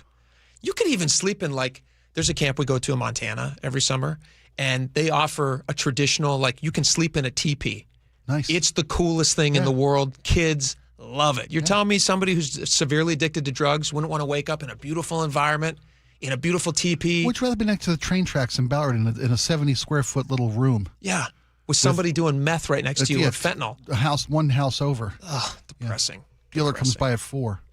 That's awful. Sorry, but that's what's happening. Well, when incarceration is now on the table as a more humane solution to this problem, is maybe we need to put them in jail till they sober up. When that's an option on the table, how is Camp Wonderful across the mountains a bad idea? Perfect name for it. That's what I would call it. I would call it Camp Wonderful. And you know what? You could get sponsors. Here's the thing: if you were smart, and you and I are, but if somebody in government were smart in Washington, you could get corporate sponsors to make sure that these people are, so you don't even have to pay for it. I guarantee you, corporations would line up around the block to be able to say that they help fix the homeless problem in King County. Go ahead. You get a big corporation like Microsoft. You get a big corporation that wants to put a friendly face on, like an Amazon or whoever it is that might even have some bad press. I know local unions are dying for recruits. The trades are so thirsty. There you go. For trainable people. And then you go out there and you start these classes. Yeah. You ever watch plumbing, pipe fitting, sheet metal work, whatever you want. There you go. Whatever trade you want. They help sponsor the camp. You got people, fresh, clean, sober, ready to trainees. go. Here we go. We've just solved the homeless problem. And that took us only 15, 20 minutes. Well, that's because the coffee's free here. We got the fuel, buddy. It was a heavy price we paid for this coffee. No, I think we solved it. I think let's suggest this to the people. They should put this on the table. Yes. Your Honor, you're in a what do you call a vein of common sense. Yep. We've hit a vein here. I've been watching a lot of Landman. Do you think when companies you hit a vein? That's right. You keep going. You chase it. Right. You go right down this line. 6 wells right down this line right here. And every one of them hit. He's 6 for 6, kids. Right. Do you think companies would line up to sponsor something like that? Yeah, absolutely. To say that they were part of the solution that fixed the homeless problem in King County? Absolutely, they would. I think they would. Yeah. I mean, I can think of 5 right now that would donate money to something like this. I'm not going to put them on blast, but I guarantee you they would. And it would. Hey, but before you leave town, what if we give you want a tax break? We'll give you a tax break. Here's what you do. There you go. Here's what you do. We're solving 2 birds with 1 stone. 100%. Yeah. Cleaning up the city, making it better. I like it. Giving these industries a good public image. Yep. Good PR campaign. Nice tax deduction. Speaking of bad PR, street preachers. Did you see the Seattle Times piece? Saw the Seattle Times piece. I've seen these guys in firsthand What did you think about this? They're basically the piece talks about how these street preachers who are down. You see them at like T-Mobile, outside T-Mobile. You see them outside of Lumen Field. Yeah, they're always down. Anywhere big crowds. If you get a concert at Climate Pledge, they're going to be there too because they want a captive audience, folks waiting to get into events. Yeah. In fact, Seattle Times spoke to one of these guys who preaches for a place called Gospel Invasion Ministries. He says it's an incredible opportunity. God puts us where we're supposed to be, and you're surrounded by all these people who are waiting in lines, and they're looking ahead at all of the possible fans coming into town for World Cup and saying like, hey, what a great opportunity to, share more of our message. Rob Saka, Seattle City Council member who represents the Stadium District, he says, we're about to welcome the world, and this is what they'll see. Obviously, he's not happy about the street preachers. Well, it's a tricky gray area, though, because you can't step on somebody's There's a free speech issue at play here, rights. But there's also God didn't need a bullhorn. I'm just saying. If these guys want to be down there with their message and they want to be down there talking and engage people in the line, that's fine. The problem with the street preachers that I have, and the city has itself, because they've often talked about the decibel levels. The noise ordinance things? Yeah. These guys have megaphone amplified sound. Sure. And it's one thing when you can choose to be engaging with these street preachers, or if you want to, if the thing is they walk up and down these lines where people are required to be if they want to get into the ball game. Everybody queues up, get into an entrance to a football or a baseball game. So you're kind of a captive audience. You're a captive audience, and they are standing right next to people. And I get it, they want to spread the word, but they're amplified beyond acceptable decibel levels of city ordinances. I could see both sides of this. I mean, it's a tricky area because you don't want to stop somebody from, what they have the right to do. No, but you also don't want to infringe on somebody else's right with they your have the right to preach. shattering. Rob Saka's talking about, we have people of different religious beliefs coming to town. And we've got this Christian-based organization. That's a whole different issue. That's a bad argument. I don't. You're right. That one I don't give. If they don't want to hear about the word of his God, that's fine. He's not going to win on that argument. The best thing they can push is the decibel. The 85 to 100 decibels that these guys are using amplified messaging. Yeah. In the ears of a captive audience.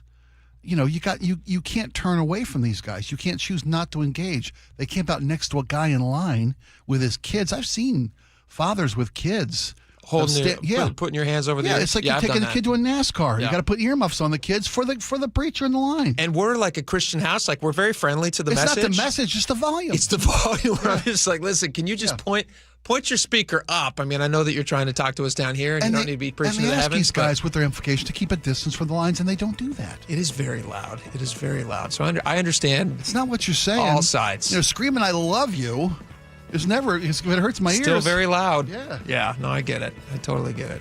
All right. We got a lot more coming up. Should we get into a little bit of that? What's going on in L.A. and with the voting stuff? There's allegations of voter fraud, but is there voter fraud? Right.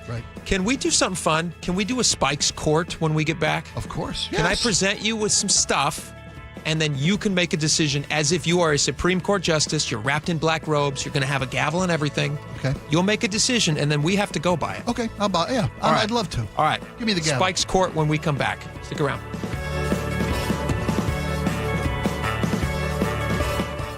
This hour is brought to you by Davis Law Group. KIRO News Radio, winner of 7 regional Edward R. Murrow Awards, including overall excellence and investigative reporting. Just 29 hours later, Joshua Headley sent an unsolicited email to me writing, I understand there may be a news story coming out. Thank you who listen, stream, and watch every day. The driving force that pushes us to be the Northwest trusted news source. KIRO News Radio. 97.3 FM. Hey, Jake Skorheim here. Summer means that I have a laundry list of exterior home improvements that I have to tackle and very little time to do it. Fortunately, the team in the red van has me covered. Of course, I'm talking about Valentine Roofing, the pros that keep me off extension ladders and precarious positions. If your summer home improvement list has a new roof or siding or a gutter upgrade, you owe it to your home to give Valentine Roofing a call. Once again, they've been awarded the best in the Pacific Northwest for roofing by the Seattle Times in 2025. And it comes down to two things. They have the best product, which is backed by a lifetime warranty, and they have exceptional customer service, which they call the Valentine experience. Seamless communication, meticulous cleanup, and extra mile service. And right now, qualified homeowners can take advantage of $0 down, 0% financing with 6 months deferred interest when paid in full within the promotional period. Financing subject to approved credit. So call 206 Roofing today. Schedule your free estimate. That's 206 Roofing. And remember, when you see the red Valentine van, you know your home is in good hands. If you have unfiled taxes or are in debt to the IRS, this is important news. Did you know the IRS has programs specifically designed to help people struggling with tax debt? Powerful tax assistance programs that can save you thousands if you qualify. No one knows these programs better than the experts at Optima Tax Relief, America's most trusted tax resolution firm, A-rated by the Better Business Bureau. Their award-winning tax attorneys and licensed professionals have resolved over $3 billion of tax debt for their clients. One call to Optima can start the process, helping to put an end to your worries about wage garnishment, asset seizure, and other aggressive IRS actions. Find the best options to solve your tax problems. Call the experts at Optima Tax Relief today for a free consultation. Call 800-343-6460. 800-343-6460. 800-343-6460. Optima Tax Relief. Some restrictions apply. For complete details, please visit OptimaTaxRelief.com. Spring is a season homeowners start improving their homes. Hi, Justin Shirley, CEO of State Roofing and Exteriors. If your home needs roofing, siding, new windows, gutters, or decking, our team can take care of it all. For a limited time, save up to $3,000 on a new roof, siding, deck, or windows project. Planning multiple upgrades? Combine your projects and save even more. Or with $0 down, 0 payments, and 0 interest up to 24 months. You can start your project now and pay later. Call 866-ROOF-ROOF or visit stateroofing.com. Always exhausted, loud snoring, keeping your partner awake? You could have sleep apnea and not even know it. South Seattle Smiles has a comfortable solution with no CPAP required. Most medical insurance accepted. Call 206-241-5533 today. SouthSeattleSmiles.com. You could sleep through the night without thinking twice. You could take a seat in the middle of the theater. You could drive without worry of where the next restroom is. You used to say yes, and somewhere along the way, you stopped. Not because of one big moment, because of 100 small ones. A little more urgency, one more trip to the bathroom at 2 a.m., one more mental note about where the restroom is. It happened slowly enough that it just became you. But it's not you. It's enlarged prostate, and there's a treatment called aquablation therapy, the only ultrasound-guided robotic-assisted therapy for enlarged prostate. Find an aquablation therapist near you. Call Aquablation Seattle at 206-666-2466. 206-666-2466. That's 206-666-2466. All surgical treatments carry risks, and results may vary. Side effects may include urinary symptoms, mild pain, ejaculatory dysfunction, or infection. In rare cases, complications to the urethra and rectum may occur. Aquablation therapy may not be right for everyone. Talk to your urologist to learn more. Visit aquablationseattle.com. Spike O'Neill here. If your loved one's caregiver is planning a vacation or just needs a break, why not consider Aegis Living Respite Care? A short-term stay that provides 24/7 expert care, Aegis Living amenities, and peace of mind for you and your family. Go to aegisliving.com/spike to schedule a visit today. KIRO News Radio 97.3 FM Northwest News. Now, the latest from KIRO News Radio and mynorthwest.com. Good afternoon. I'm Aaron Granillo. Fed up with sex and drug trafficking on Aurora Avenue, neighbors staged a late-night weekend march. KIRO News Radio's Corwin Hake has the story. The march to protest gun violence and street prostitution started at 9 p.m. Saturday, preceded by fiery speeches, including this one from Jake, who has become a spokesman for Aurora safety activism. Today, I'm marching with you to make sure that no one has to experience what my family experienced a couple weeks ago. When a pimp shootout right across the street from my house put bullets into my home. Sound courtesy of political group the Seattle 36ers. The marchers say they'd like to see Seattle hire more than 1,200 police officers by year's end. Corwin Hake, KIRO News Radio. Hotel workers near Lumen Field are threatening to walk off the job days before the first FIFA World Cup match arrives in Seattle. Employees at the Embassy Suites voted to authorize that strike last week. Front desk agent Hayden Irely says workers are struggling with rising costs. Every time that they do come back to the table, it's more of an insult every time they just decide to kick another dime at us. So now they're actually starting to take us a little bit more seriously now that they are aware that this is happening. Hotel spokesperson says the company is bargaining in good faith and has contingency plans if a strike happens. Irely says the union is seeking $3 annual raises over 2 years, plus year-round health care and stronger staffing. Boeing says the company will start bringing 737 MAX planes on its new assembly line in Everett starting July 6th. CEO Kelly Ortberg tells CNBC. We've made sure that we're not moving until the production system is stable. We're not pushing work down the production line like we were before. And right now, Boeing is building 47 MAX jets per month. The goal is 52 per month sometime next year. The company has been slowly ramping up production since the FAA put a cap on it after that door plug blowouts. And Costco is pushing back against a proposed class action lawsuit targeting its $5 rotisserie chicken. 2 California customers claim the chicken contains additives despite being advertised as having no preservatives. Seattle Times reports Costco says those claims are fatally flawed, arguing federal regulators do not classify these additives as preservatives. Now to the real-time traffic desk at 2:33. We check in with Lori. Southbound I-5 a little slow into downtown Seattle. We had an earlier accident at Mercer. Southbound 405 slows from Northeast 8th all the way to Renton, and then you're going to see a northbound slowdown from Talbot Road all the way through Newcastle.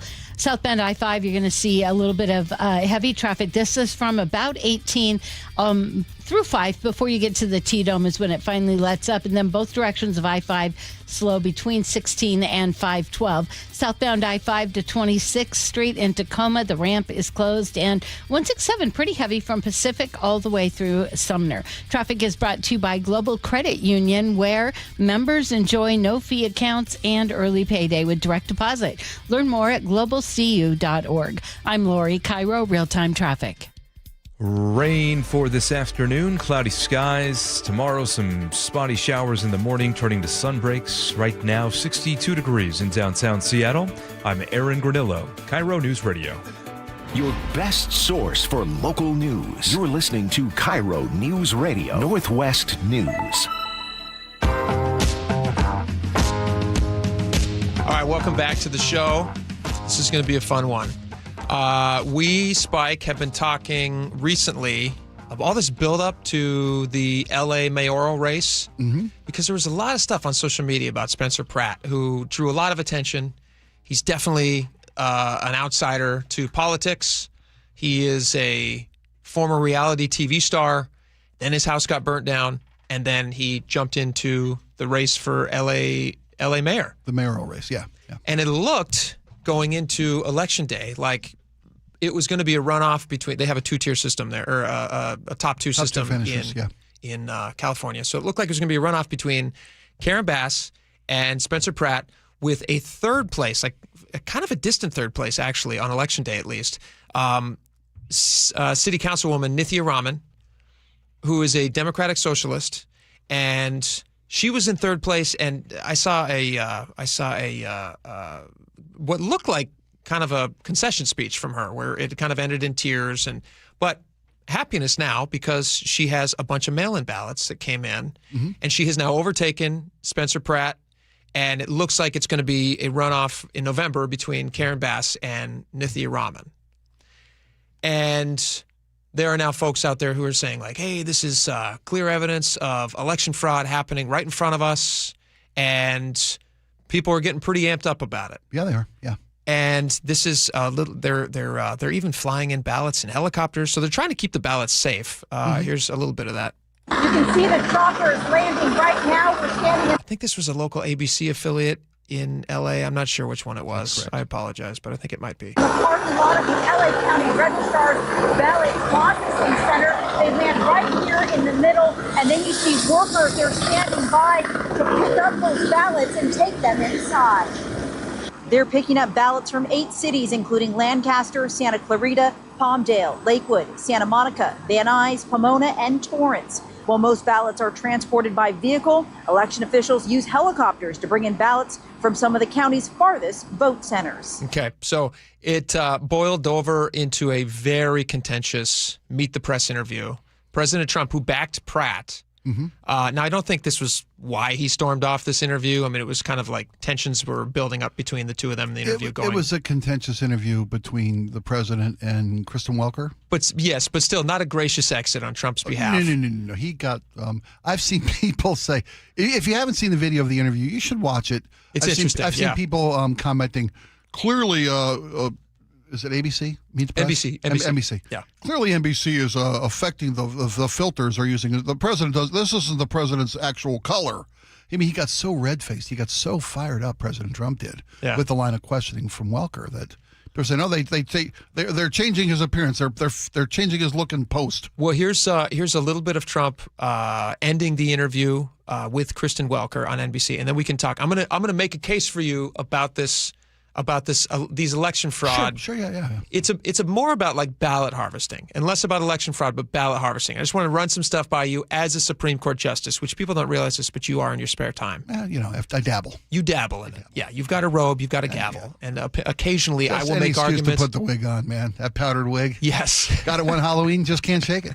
It's a feeling of power. I thought that was only for barristers. Is that for judges too? I use it everywhere. Okay. Try it on sometime. Women love it. It's addicting.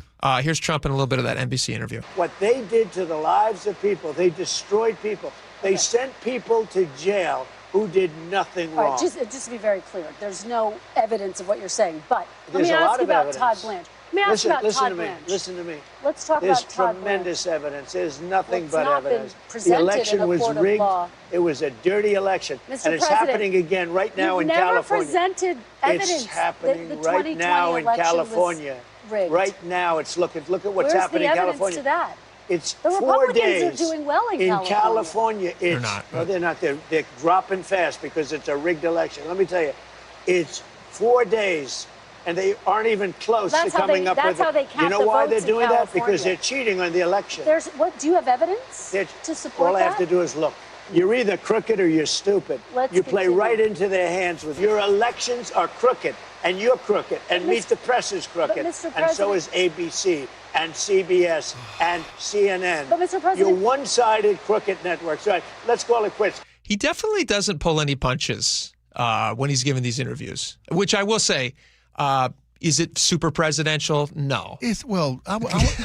Presidential. Is it entertaining? Yes. Well, I don't want entertaining from the president. Is it rational? Is it? I mean, they started talking obviously about the January 6th because Welker asked President Trump about the anti-weaponization fund. Sure. To put it in the most kindest terms, and then he started talking about the J6, people persecuted, put in jail for up to 2 years, lives ruined, without not even committing any crimes.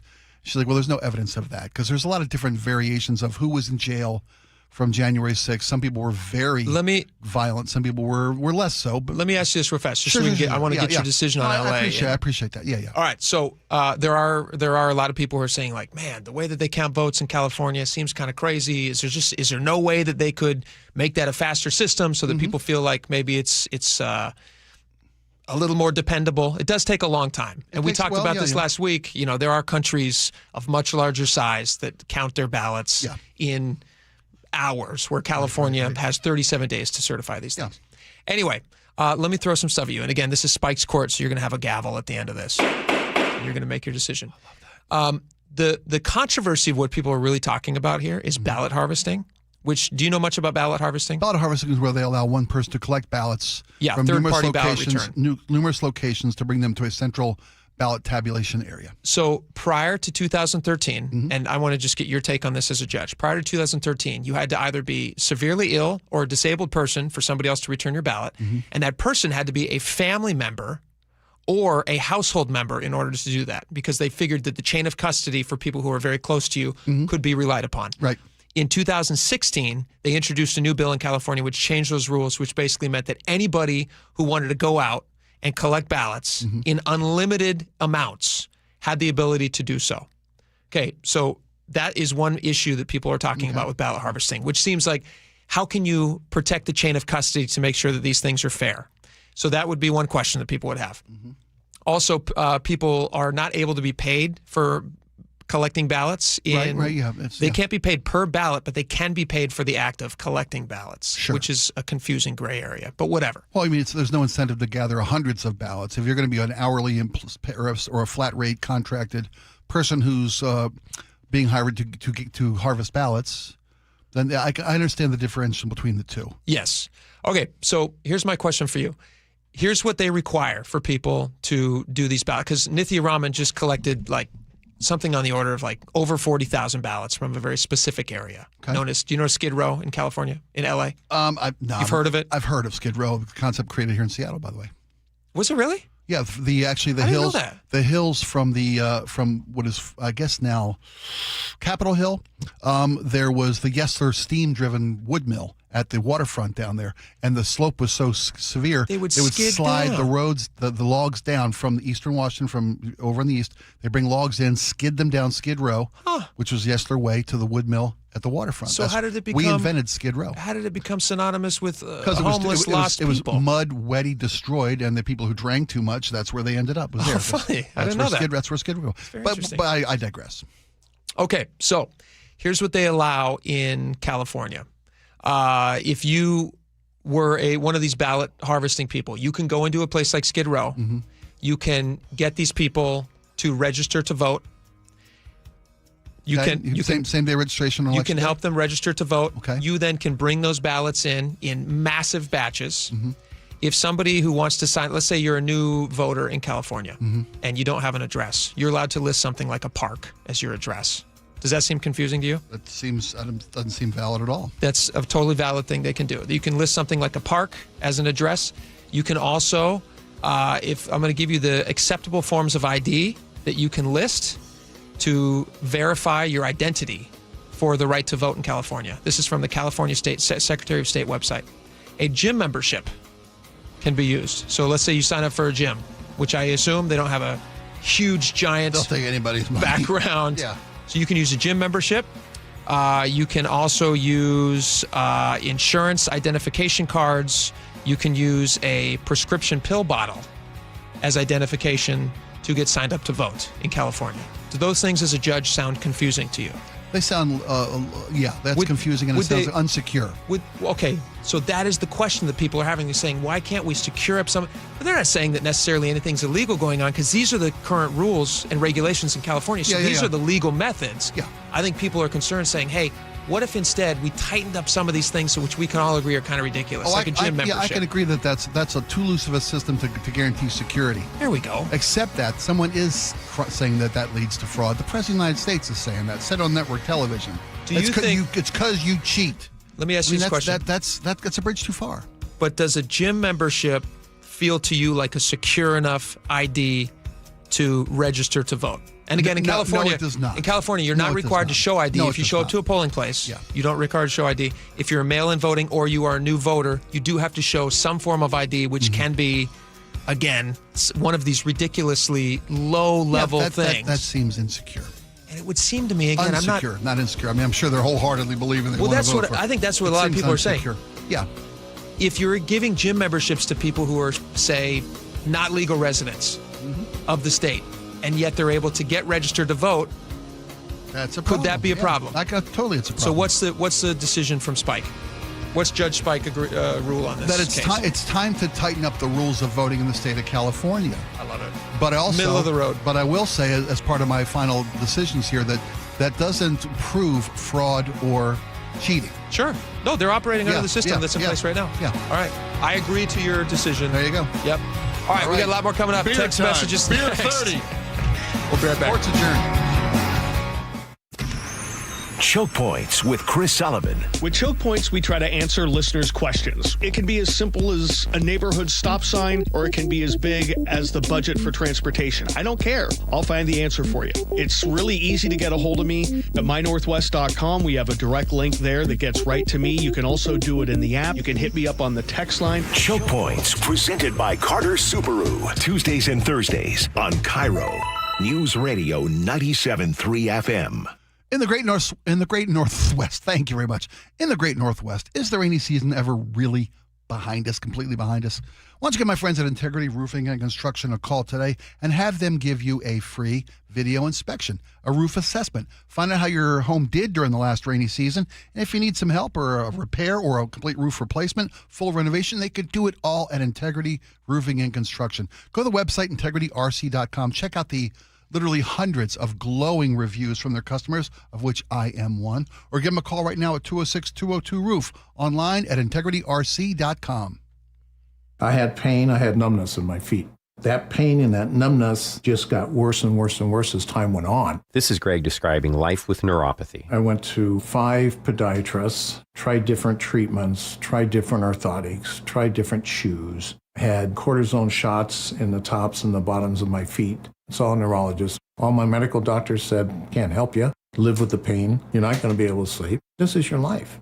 And then I just gave up until I found Sound Pain Solutions. I'm Dr. Mark Shelley, a chiropractic physician and board-certified functional neurologist at Sound Pain Solutions. Our neuropathy treatments can rehabilitate damaged nerves. We use FDA-cleared, non-surgical, drug, and pain-free procedures that help neuropathy sufferers like Greg find relief. I feel better. I mean, just feeling better is huge. If you experience numbness, shooting or burning pains, or loss of balance, call us. Sound Pain Solutions, 855-996-0025, or click soundpainsolutions.com. Guys, tired all the time?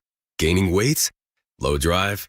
These aren't just signs of aging. They could be low testosterone or other underlying issues. This June, for Men's Health Month, Revive Men's Health in Seattle is offering a free comprehensive wellness panel, a $400 value.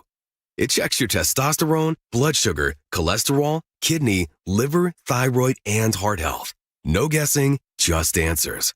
Over 100,000 men have trusted Revive to get real results. More energy, better sleep, improved mood, and confidence that shows. If something feels off, don't wait. Take control and protect your long-term health by knowing your numbers. This offer ends June 30th. Schedule your free comprehensive wellness panel today. Call 206-529-1111. That's 206-529-1111. Or visit ReviveMen'sHealth.com. Feel better, live stronger. Start now. 1-877 Cars for Kids. KARS Cars for Kids. 1-877 Cars for Kids. Donate your car today. 1-877 Cars for Kids. KARS Cars for Kids. 1-877 Cars for Kids. Donate your car today. Ready to get rid of that old car? Donate it to Cars for Kids. Call 877-CARS-4-KIDS to speak to a friendly live agent. Donation is super easy, and your car can be picked up as soon as tomorrow. Go to carsforkids.org now or call 877-CARS-4-KIDS to donate your car today. 1-877 Cars for Kids. KARS Cars for Kids. 1-877 Cars for Kids. Did you know you can donate real estate too? Go to carsforkids.org. That's cars with a K. I just can't dig it. Dig what? My water line. Needs replacing? And I don't want digging in my yard. And maybe your driveway. Can't dig it. Don't dig it. But how do you? Apollo Plumbing replaces water lines without digging up your yard. You're Dan. From the Ready Right Now plumbers. Apollo Plumbing. Our trenchless technology replaces water and sewer lines. Without digging up my yard? 2 little holes is all it takes. Sounds better. Faster too. And my yard? Like we were never there. Sounds spendy. Not so much. Oh? In the end, about the same as that messy digging you don't want. How do you figure? Think about that landscaping you love. Yeah? Trenchless means you won't be paying to replace it. Or my driveway. We run everything underground. Trenchless? Do them all the time. How about... Easy payments? Yeah. With approved credit. Sure thing. When can you get started? We are the Ready Right Now plumbers. Love that. Apollo Plumbing, trenchless waterline replacement. Sewer lines too. Can you dig that? That I can. ApolloPlumbing.com. For the ones who get it done, Grainger offers the professional grade products you need, delivered when and where you need them. Call, click Grainger.com, or just stop by. Clutter happens. Let Closets by Design save the day. For a limited time, get 40% off plus an additional 15% off and 18 months 0% financing on approved credit if paid in full. Go to Closet.byDesign.com or call 1-800-BY-DESIGN. Step inside and let the excitement take you places. This is Muckleshoot Casino Resort, the ultimate spot for action that reaches incredible heights, luxury that knows no bounds, and live entertainment that always thrills. It's all at one incredible destination. So when you look for the best, look nowhere else. Muckleshoot Casino Resort, the biggest and best in the Northwest. Muckleshoot.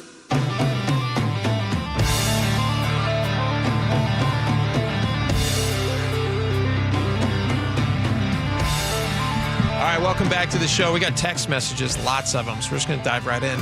Laura, go for it. On how to solve drug addiction and homelessness, tiny home villages, Fernando in Seattle says maybe you two should go tour the new tiny village before trashing it. Fernando, no need. I've seen pictures. I understand what you're saying. I like you, Fernando. You text a lot to the show, and I thank you for that. And I'm a proponent of tiny villages. I've said it numerous times, but when you see the video evidence of Andrea Suarez of We Heart Seattle has shown what they turn into. Yeah. Yeah. It's not without some rules and regs, man. Yeah. 425 says, should we suggest to our mayor and governor that an earwax check may cure our budgetary problems? I got to say, I can hear clearly now the wax is gone. That's pretty funny. 206 says, you're never going to solve this problem if you keep calling it a homeless problem. Giving them drug dens will not keep them off the street. They'll be in there getting sleep and doing drugs, and then they'll be back on the street. And Zig says, I used to sell pallet shelters hardware until recently. They're made from non-organic material, are fire rated, and yes, you can pressure wash them. They also break down easily so they can be moved. The walls and ceiling are insulated. Wood sheds are organic, and he gave a more graphic description of this, but harder to clean up. Yeah, that makes sense. Hey. On camps for the homeless, 253 says, I think the issue is the word camp has a pretty negative stigma when talking about adults.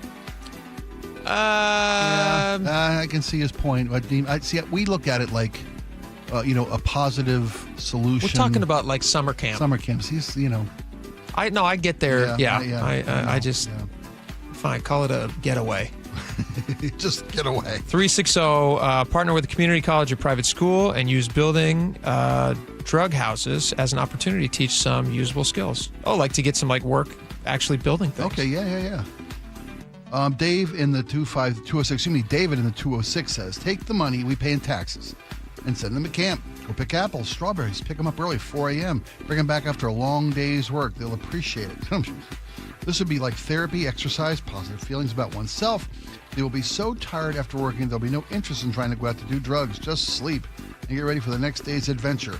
Thanks again for your show. Thank you, sweet. David. That's nice. That is a really, there's a quote from, I grew up watching Little House on the Prairie. Mm-hmm. Love that show. Still love that show. If you just want to introduce positive values to your family, just put that show on for a little bit.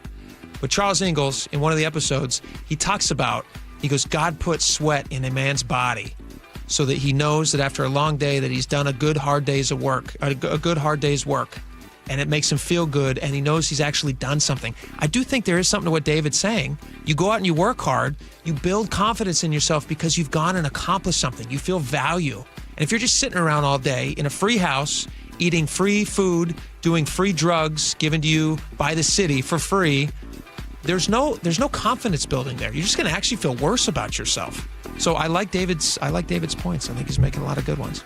On Street Preachers, Arter in Kent says, I bet now, Spike, you're regretting getting rid of that earwax when talking about the Street Preachers. Well, I can't go to a game for another 2 weeks. My doctor told me. Until your earwax build back up? I get more earwax build up. Don't go near the entrance, the home plate entrance. That's pretty funny. Jamestown in Eastlake says, aren't they setting up security in such a way that, it starts at the back at the end of the parking lots, so a preacher is going to have much harder time being remotely close to the field itself during this period of time, and it's starting next week. I don't know about the logistical dynamics of how close someone can get to a World Cup match. That's a good question. It's a good question. All right, thank you guys so much for hanging with us today. We got started off on a great foot for Monday. We'll be back here tomorrow. We'll see you then. Bye-bye. KIRO News Radio, winner of 7 regional Edward R. Murrow Awards. Breaking news coverage, best newscast, excellence in writing, investigative reporting, sports reporting, hard news. Capped with a prestigious prize for overall excellence. And we thank you, our audience across the Pacific Northwest. You are the reason we strive to be the Northwest's trusted news source. KIRO News Radio, 97.3 FM. Nick, you know what my dad always used to say? Oh, which thing? Let me guess. If you put anything on a hot dog besides mustard, it's un-American? Okay, that's true. Okay, but no, about the word worry. Remember he used to say about the word worry? Yes, that it's not a verb, but it actually is. I know it's a verb, but Nick, his point was nothing comes from worrying. You can sit here and worry about all the news and all about the chaos in the world. You worry about your health, but nothing comes of it. You have to take action. Right. Like, for instance, you and I, we go into Longevity Medical Clinic. That's an action. It's about taking that action. Like, people can go to Longevity Medical Clinic, take the free health analysis, and then they can find out how they're aging and the things they can do in order to slow down the process to have a big, full, rich life so you can enjoy a hot dog with whatever you want on it. And now worry is a verb. See, there you go. So it all starts for you taking action. I was a patient at Longevity long before I started doing these commercials. So get your free health analysis. Go to lmclinic.com. That's lmclinic.com. Lumen Field on Seahawks game days is your key to unlocking premium hospitality, views, and experiences. Host a memorable event in your own private game day suite. Or see an up-close, unique perspective from sideline and end zone field seats. To learn more about all the ways you can elevate your Seahawks game day at Lumen Field, visit Seahawks.com/premium. Running a small business means juggling a lot. Your network has to handle it all. That's where a fiber-only provider falls short. You deserve a partner who gives you a greater advantage. Introducing the Total Solutions Advantage only from Comcast Business. A first-ever combination of the largest, fastest fiber-powered network, the most reliable Wi-Fi, gig speeds with equipment and security included, and a 5-year price lock. Plus, it's all backed by a 30-day money-back guarantee. The Total Solutions Advantage only from Comcast Business. A new standard for small business with reliability, security, and savings in one. When you add it all up, no one does business like Comcast Business. Switch today. Get started for $60 a month for 12 months when you add an advanced solution to a qualifying internet package. Limited time offer. New customers only. Requires 300 megabits per second internet, security edge, and additional qualifying service. 1-year agreement, paperless billing, and autopay with bank account required. Taxes and fees extra. Most reliable Wi-Fi based on Open Signal Awards USA Fixed Broadband Experience Report, May 2025. Hey, how's your money situation? Are you ready for retirement? Well, if you want to know what the pros are doing to make wealth multiply and retire like royalty, then you need to listen to this show, Sound Path Through Retirement, with Ben Koval and Matt Leibarger.